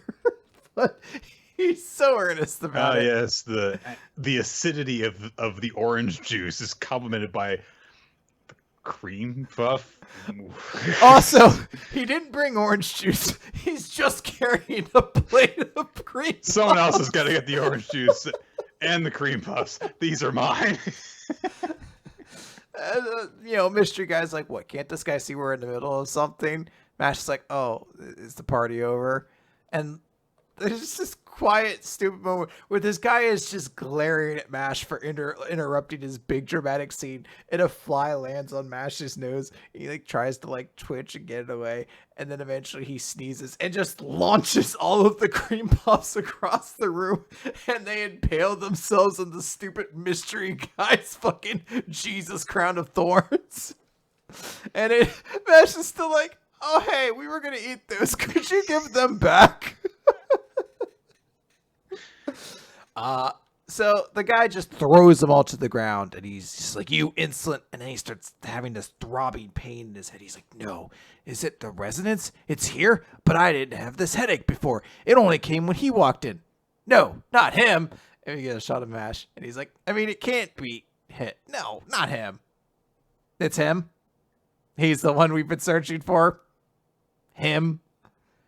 Really? It's just a shot of Mash's face as he stares off into the middle distance. I really want those cream puffs. So mystery guy's like, fine, I'll finish what I came here for first. I'm gonna kill Abel. And he moves, he lifts, and Abel just starts, rising into the air, arms outstretched, crucifixion style. And he pulls out his wand, which actually looks quite a lot like Dot's. Probably coincidence, just because it's full of spikes as well. But maybe that is relevant. And he just says, let's see how I'll match you up for me. Now die. And we're not exactly clear what his magic is. It looks like he summons a big wave of thorns or something. But it comes out. We see Mash make a movement. And then before we can see anything else, Abyss Razor has jumped into the scene and taken the shot that was meant for Lord Abel. And Abyss falls down and is like, I'm sorry, Mash. I might have to miss those cream puffs. Aww. Yeah. And the mystery... So I thought that this was Love when I first saw that shot. Yeah. Because, Love, Abyss just has the very effeminate hairstyle. And I knew that Love was there. So I was like, Abyss Razor. Okay, yeah, I can buy Abyss just coming out of nowhere. I mean, that's kind of his ability. He had super speed, so... I literally was just like, holy shit, that's very out of character for Love to do. Yeah. To our knowledge, Abyss Razor identifies as a guy at the very least. We don't really know until a data page comes out for the people who in chat who are asking if Abyss Razor is a guy or a girl. But to our knowledge, I believe they've only been referred to with he pronouns, so that's the way we're going to go with. So yeah. As far as I know so far, yes. Yeah. So strange mystery guy is just like, that should have been fatal. But that guy, that mushroom head, threw a rock at the last second and altered the trajectory of my magic.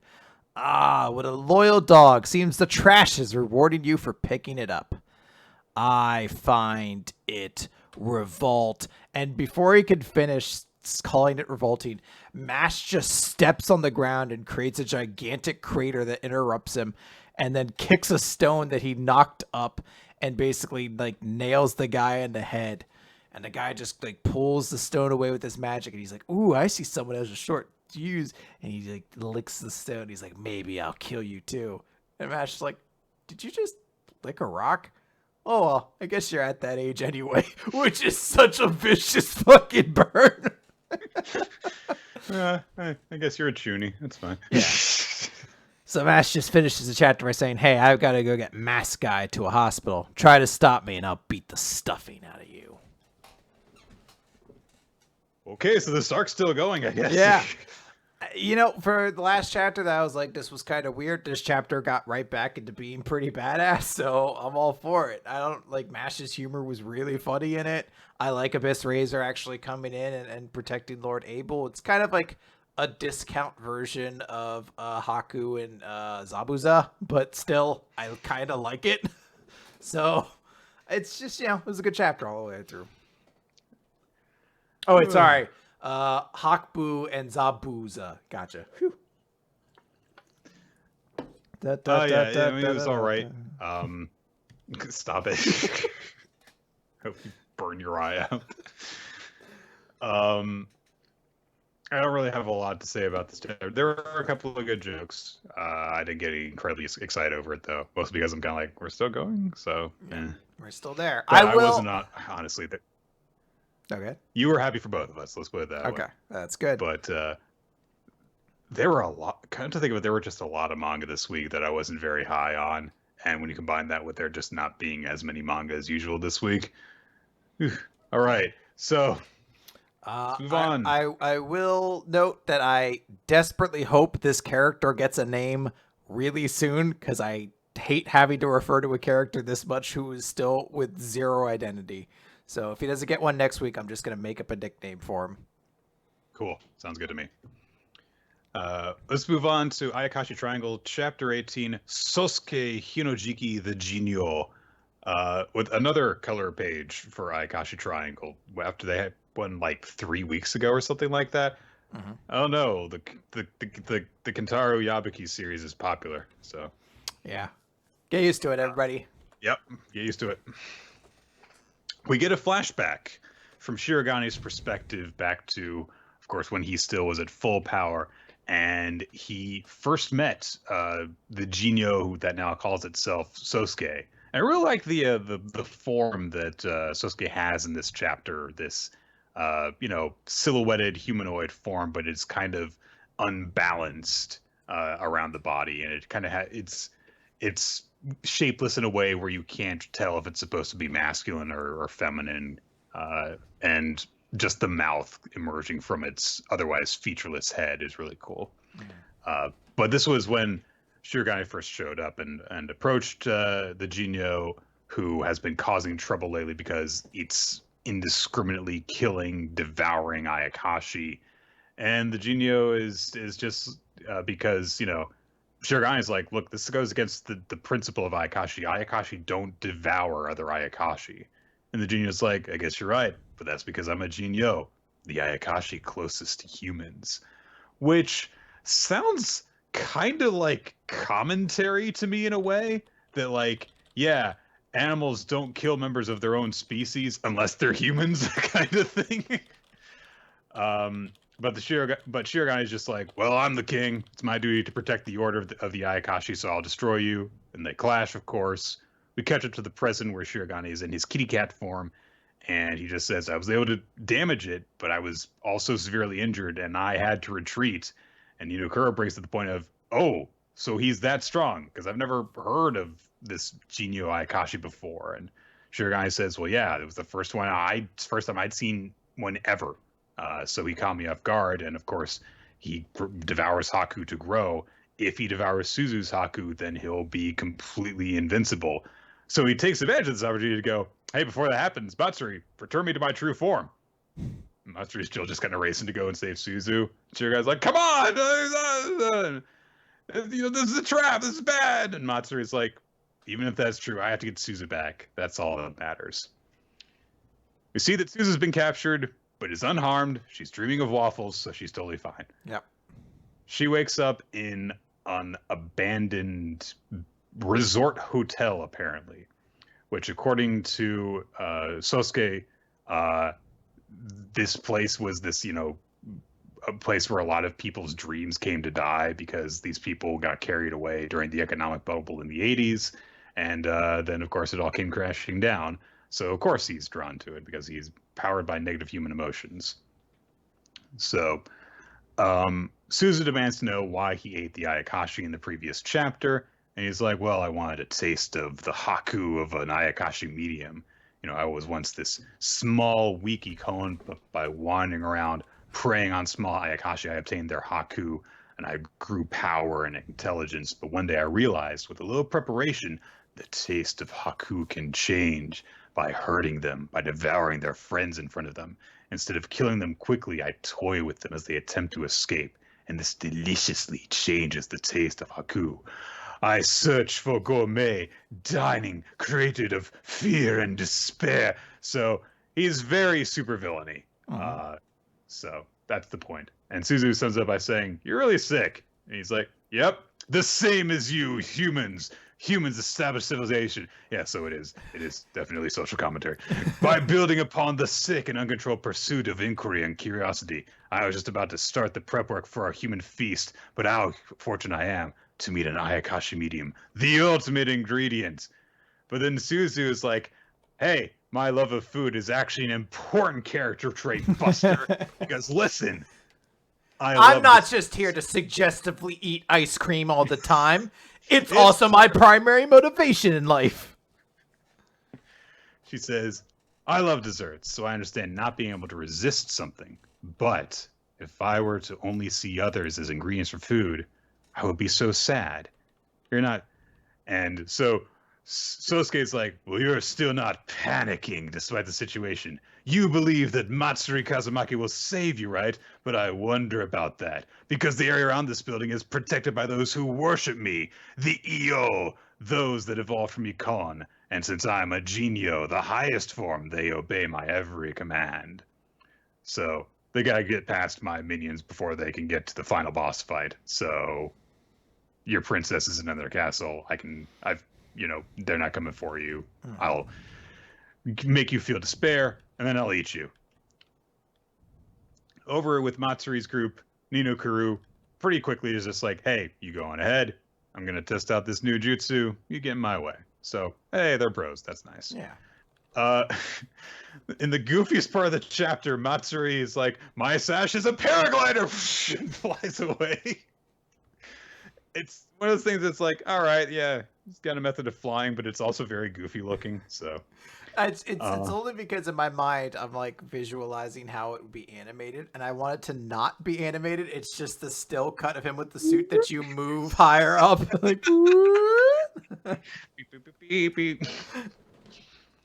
I'm coming, Suzu. You can see the trace pattern. You can see the guy's hand every so often on the shifting to cell. Sosuke is chasing Suzu around the abandoned hotel because he wants to make her experience despair, blah, blah, blah. She trips and falls. Matsuri arrives to save her. And then, honestly, it's very satisfying. Because Sosuke's in the middle of a oh yes, human suffering fuels me rant. He's like, I love to see a frightened face. Matsuri comes flying in through the broken window, and before Sosuke can react, dashes forward and just jacks him across the face. His entire face moves over to one side because he's been hit so hard. And Suzu's like, yay, Matsuri's here.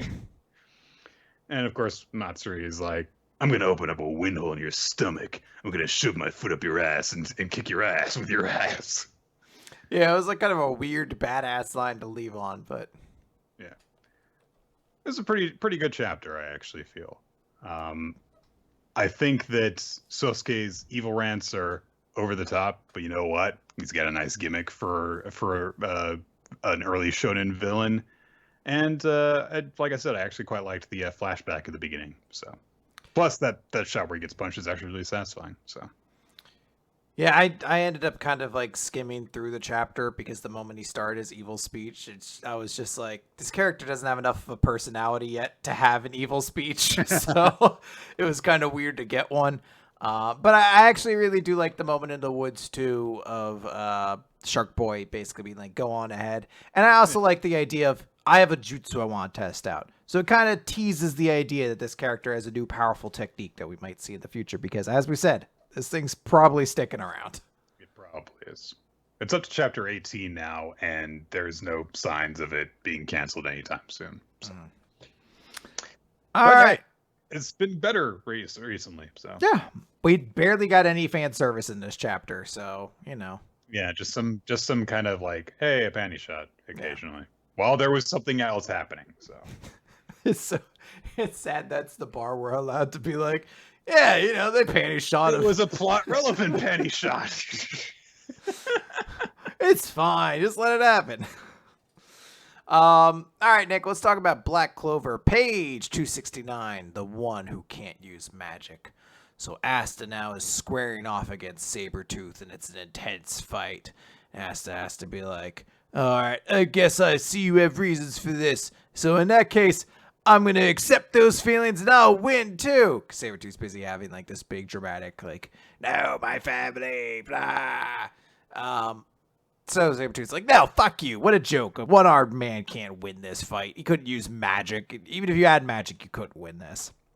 So Asta just runs up and punches him in the face, basically. You're weak for punches, I guess. It's very, like, impressive, because basically Sabretooth just slams down one of the swords, like, in, like, a long vertical strike, and Asta just moves to the side, runs up, and just punches him straight in the face. Maybe I should move that cleaver. He's Still like, got time to move that cleaver. I maybe should have struck with more than one sword at a time, I guess. So Nature Boy Ric Flair is watching on, and it's just like the essence of the anti-magic devil's power is to cancel out magic. But since Asta can't use magic to begin with, he's not actually at a big disadvantage in this fight. Sabretooth's just like, that doesn't mean I'm going to lose this. So he starts summoning more of Asta's swords, and they start flying out of the book until Yami's sword starts to fly out of the book. And Asta reaches out and grabs it, and it actually felt like this should have been a huge moment, because he grabs the katana by the blade, but there's no scene to show that it should be slicing through his fingers at that point. Like, that could have been a very cool Because it's being yanked backwards through the air, and it's a katana. Yes. Like, he's got, the cleavers amongst his weapons. Maybe you could pass off like, okay, he gripped it in such a way that he was able to grip it, by the edge without actually digging into his skin. He gets a full grip around the blade with his fingers clasping around the sharp edge. So yeah, there really should have been a part where he's like, oh no, Captain Yami's katana. Well, I didn't need those fingers. And I'm not even honestly saying like, oh, he should have had his fingers cut off. Like, I just mean it would have been actually a really cool visual to see that he was willing to like let his fingers and hand get sliced and seeing the blood come off, because that's how important Yami's sword is to him. Like, I was like, that was a visual I feel like we should have seen, because that would have actually been really cool. It's a missed opportunity and a very obvious seeming one. Yeah. So Sabretooth's just like, yeah, whatever. Without my power, these are just heavy chunks of scrap metal. And he's swinging his weapons all around. And he basically like swings one of them down. Asta's kind of able to defend himself using Yami's katana, but he's just like, it doesn't matter how strong and tough your body is. You can't teleport, and iron won't shatter. That's not going to work against a high-ranking devil's magic. You can't win. I will. And then we get a little bit of a flashback about Sabretooth when he got sealed in the five-leaf grimoire, and it felt like he was floating in empty space, and how he was so angry back then, how he was so filled with rage over the Vidia, I think was her name, something like that. Lavilia, her getting killed. So he's just like, I'll never forgive them, those devils. I swear it, I'll get them. And basically that anger manifested in his magicless body was anti-magic, the power to cancel out magic. He had attained power, but was stuck inside the grimoire. And that's when it chose a human. Or he says just then, so I don't know if it was specifically those two things coincided, or when you were stuck in a book, you just lose all sense of time when they happened very far apart. Who knows? But he's just like, since I don't have magic, if I'm going to manifest in the human world again, it looks like I'm going to have to use this magicless human as a vessel. Even if it means stealing this guy's body, I'll find those devils. And then he asks, it stops because he's, just screaming, I'll kill you. There's no way I could lose. He's swinging all the swords around. And Asta just kind of stops, takes a pause, exhales, and does a bunch of flips and stuff to get all around those moves. And we see a moment where he's reflected, showing just how those movements are. And he's replicating the moves of the guy from the Water Temple arc. And he says, if I focus and read your ki, your swords are real easy to pick up. And a narrator comes in to say, Asta had watched all sorts of magic swordsmen in order to get... Hold on. So this is kind of the point of this chapter, which is Asta has gained fighting experience by training with all sorts of different swordsmen. And when I looked at who the swordsmen were, I was like, hold on. Nick, it's all those important swordsmen. It's Yami, Leashed, Mars, ? Water Temple guy, fifth person I don't know. Well, that's the guy from the Diamond Kingdom arc that was also in the novel, which I don't remember his magic at all. So I'll give that one a pass. Leashed, one of his abilities was to use swords with his magic. Mars had one spell that summoned a big sword, but he used crystal magic, and he used it to make armor and puppets and stuff. Dancer guy from the Water Temple arc, I'll give that to you. Yes, he was a swordsman. Yami, yes, he's a swordsman. But all I was just because they had a sword-themed attack doesn't mean they were a swordsman. So yeah, I mean... That's why the silhouettes that are summoned around Asta are just Yami and Dancer guys. So yes, narrator's he'd watched all sorts of swordsmen in order to get even a little closer to the movements of the knights he'd fight against or alongside. Basically, he watched all these people and learned how to get stronger. And it's not just that he physically learned to get stronger. He also learned how to be a better fighter at the same way too. And, it's weird because it almost sort of frames it as though Nature Boy Ric Flair is supposed to be the one acknowledging this, but he wouldn't know any of those fights had happened. So, basically. He's just kind of watching. He's okay. So, no. He's reacting because he recognizes Yami's technique because he knows Yami. And he hates him. That's why he gets a little irked. I just meant the top panel where he sees it there with the way the narration kind of falls on top of it. But Asta's your opponent isn't just some guy who can't use magic. It's a guy who can't use magic who's fought against a ton of insanely tough warriors. And Sabretooth's no, I can't lose this. I kept cursing them all this time. I did all on my own, all on my... And Asta says, I'm going to win. And does something. I don't know what. Yes. I don't know what. I assume it hits because Sabretooth's eyes have gone black. But if that move connected, Sabretooth's face should be impaled because he thrust with the katana. So I don't know. Maybe he did some reverse blade jutsu shit or something. Or Yami's sword has just always been made of foam. Or maybe he ducked backwards to avoid it. I don't know. If he ducked backwards to avoid it, that scene is so much lamer, though, because he's I actually dodged. It's very confusing. Is this a blunt katana? People are saying it's supposed to be a blunt katana. Well, it wasn't blunt when Yami used it. And that's the thing, is that we've seen his katana since he lost it. And it's had this kind of decayed appearance and stuff. But it hasn't actually been demonstrated until exactly... I think they're saying it as a joke. He used it as a blunt katana because that's why he didn't cut his hand up when he pulled it out of the book. People are saying the book makes swords blunt. I don't think those are established rules. I think those are just things we explain away to explain why Aston doesn't cut people in half when he hits them. Some of the swords were produced by the book. This one was storing it. So did it change the katana? Probably. That hasn't been explained yet, though. Is it? So, I mean, you could justify getting hit by the sword with a devil's skin. It's not strong enough to pierce him, but the force would still hurt. But that's not then you would want to place the blade closer to the chin to show that that's what happened, as opposed to this idea that Asta just like thrusted a sword and didn't impale this guy. I don't know.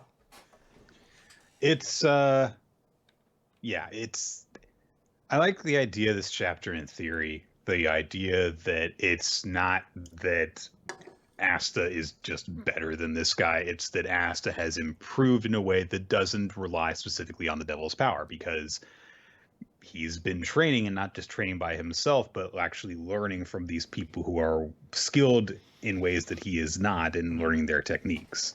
And that's, a way of kind of also like working against the thing that Nacht was doing, which was, hey, you've got to just tap into your devil's full power in order to do this. But in fact, it has nothing to do with the devil's strength that Asta is able to pull this off, but his own and the experience he's been through. And if that turns out to have been Nacht's point the whole time, then so much the better.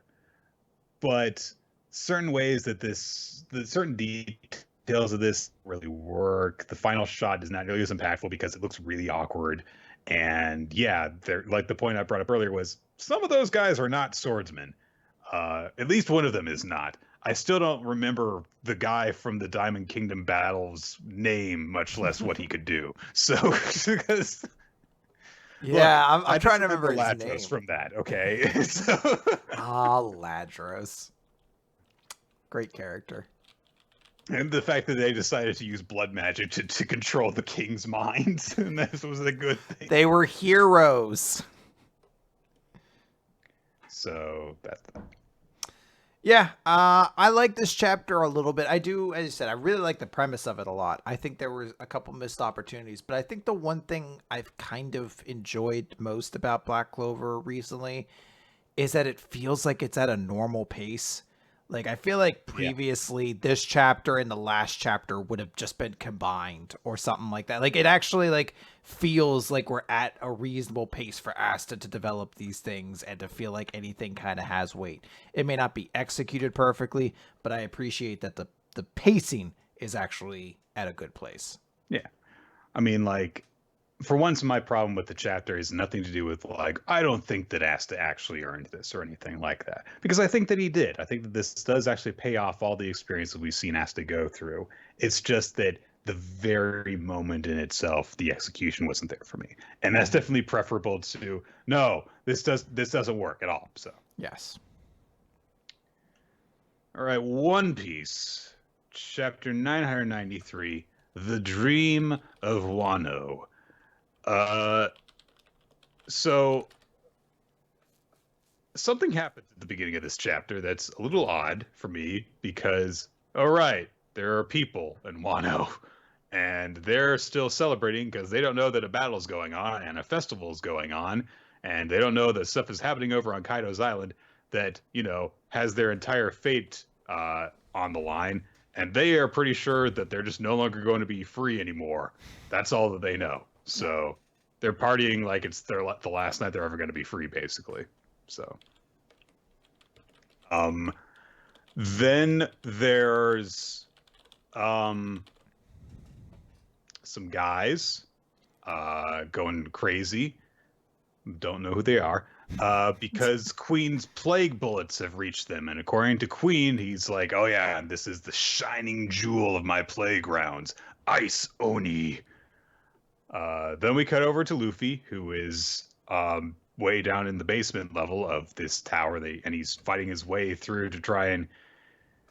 I can't even remember where he's trying. I think he's trying to get to Kaido. Yeah, he's trying to get to Kaido, which is at the very top. So he's been trying to get up there, and they've been kind of stopped by the various numbers and things like that at the moment. Sanji is there with him, lays out a bunch of mooks with a spinning heel kick while his feet are on fire. Some more Animal Kingdom pirate guys show up, including a guy called Briscola, who's got a hand that's a gorilla. Mm-hmm. As you do. And he uses a technique which is gorilla punch punch, because he punches with the arm, and then the gorilla, which is his arm, punches. Okay. Yep. So Sanji starts fighting this guy. Luffy wants to go and fight some more people, and Sanji's like, "Nope, conserve your strength so that you can fight Kaido." And Luffy's like, but it'll take you too long to handle all these guys alone. And Sanji's like, oh, God, it's 10 seconds too long for you. And Luffy's like, I'll do it in 3. And then Jinbei shows up and beats the guy immediately. And they're back together. And he's like, okay, guys, I'm going to get you guys up to the roof. You have to conserve your power. Sanji's upset with him because like, no, I'm dragging Luffy along. And Jinbei's like, oh, you are? Oh, sorry. I love that moment. It's such a small moment, but I do like Jinbei as the new member of the crew just has that moment. He's like, oh, I didn't mean to enter into like I didn't mean to like mess with what you guys have or anything like that. Meanwhile, it's just Sanji being a little bit bitchy and just him being like, oh, sorry, I didn't mean to like interfere. I didn't want to mess with anything. Good guy, Jinbei. Oh, he's very great. So they start making their way up again, of course. We see that there is a mysterious cat of some sort spying on Yamato and Momonosuke as Shinobu is trying to get Momonosuke away from Yamato. Poor guy. The cat has got this seal of paper over its face, which seemingly connects it to the vision of Bao Huang. Mm-hmm. We have seen this character before. Okay, if you say so. Now, they have not been a super important character, so I'll say that. She reports these movements to King, who starts to pass on some information to the rest of the Tobiroppo, I think. Yep. That's them. Hey! Yeah. It passes on to Who's Who and Ulti. Yeah, so King's like, hey, listen, they're trying to get Momonosuke on the Shogun's throne of Wano. We kill Momonosuke, bring his head to me, and that will break the will of the samurai. The pirates will be a separate matter, but Momonosuke's current location is... And then we cut over to that current location as Shinobu's trying to get away from Yamato, and Fishman. Yes, whose they are name fishmen. Is Brosa. I don't know. Swordfish. Keys. Yep, you got it. Sasaki. Sasaki, okay. Sasaki commands his troops to fire on Shinobu, who comes kind of barreling through fire. She sees them launching a bunch of arrows and uses her own body to shield Momonosuke from them. And then a big guy tries to chop her with an axe. And Yamato bats him aside, and we are introduced to more Animal Kingdom pirates. The Armored Division. These poor creatures. What has happened to them? I don't know who has gotten the worst of this arrangement, but I think it's the guy whose body is permanently grafted onto onto a rhinoceros's back. Yeah, that one's not great. Sasaki is riding around in a throne on the thing's back as well. And so Sasaki's like, you intend to interfere with this young Master Yamato? Yamato's like, I'm not interfering. I'm fighting for Kozuki. Right over. So it looks like we're going to get a big fight between Sasaki and Yamato. That would make sense. Very similar to last arc, Dressrosa, where a lot of the various members of the Coliseum got big fights against members of like the Legion. This does seem to indicate one of two things.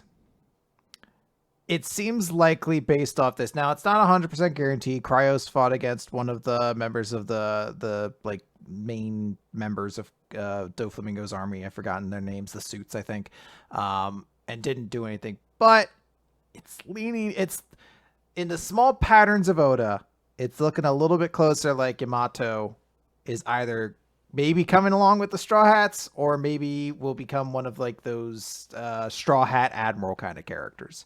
Because usually when you see a character get a fight in an arc like this, it has some sort of relevance. Well, in the vein that, Yamato is trying to live out Odin's life. Mm-hmm. Odin went on that journey with the next king of the pirates. So there you go. Now, obviously, we also haven't seen it. Someone could interfere. But as we move closer and closer to this idea of these fights kind of happening, I'm actually pretty excited to see Yamato have a fight. So it's looking good. He came in with a lot of excitement over this new character, and then it's like, look, there's a lot of stuff going on right now.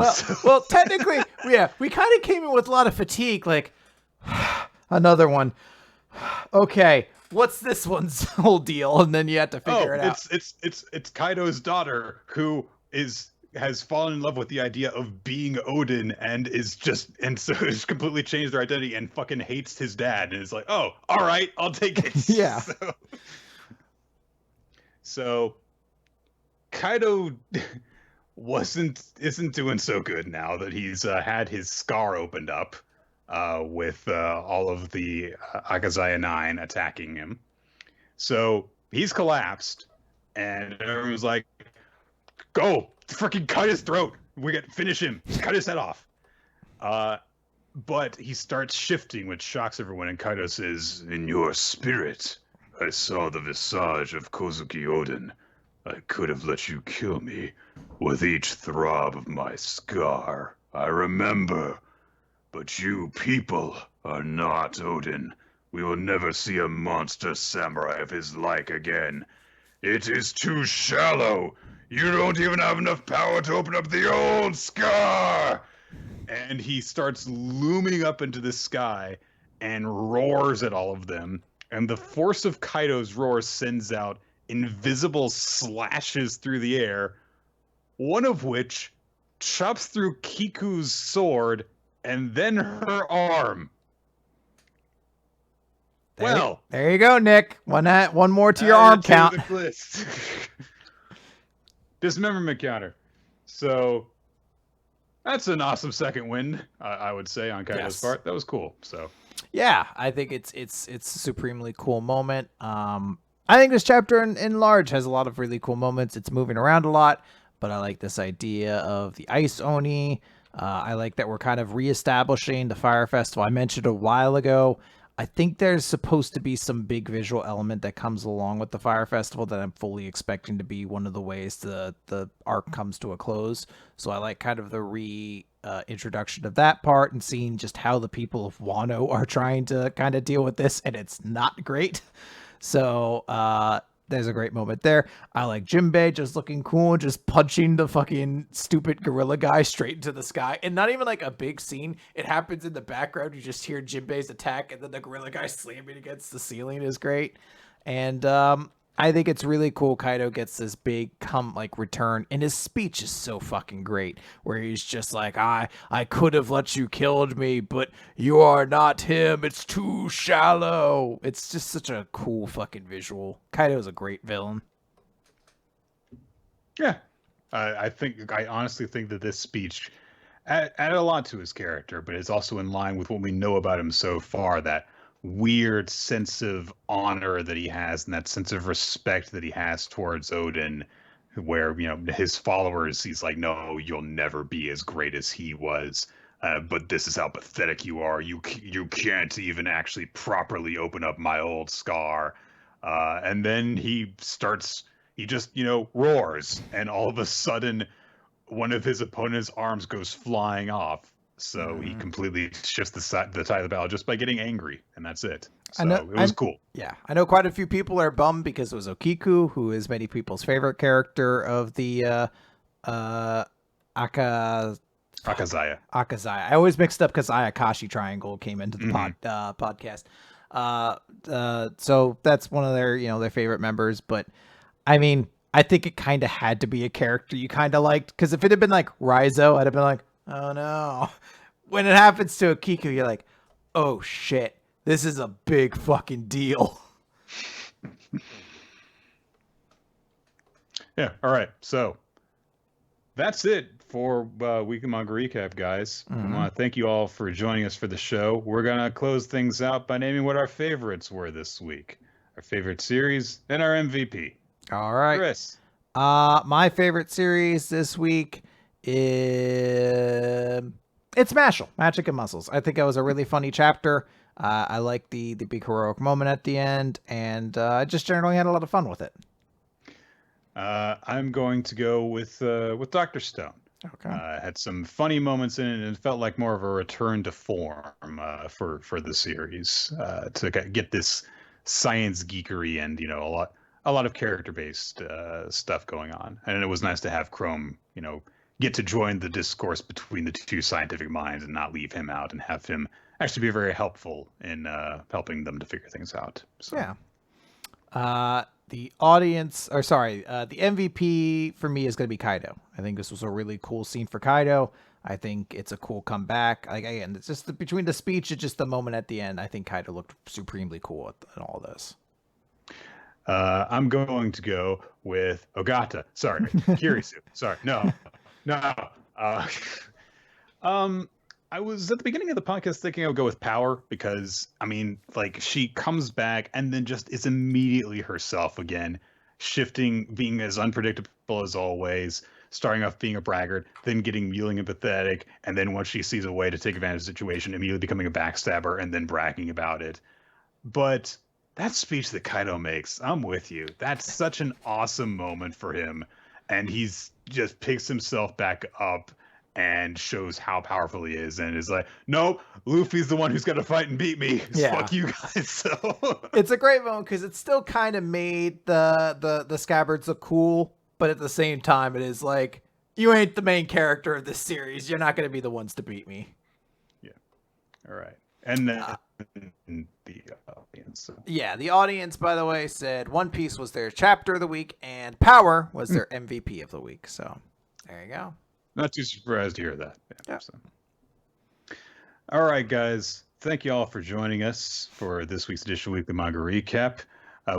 We record the show here on twitch.tv/RoloT Wednesdays, sometime between 7 and 8 Eastern in the evening.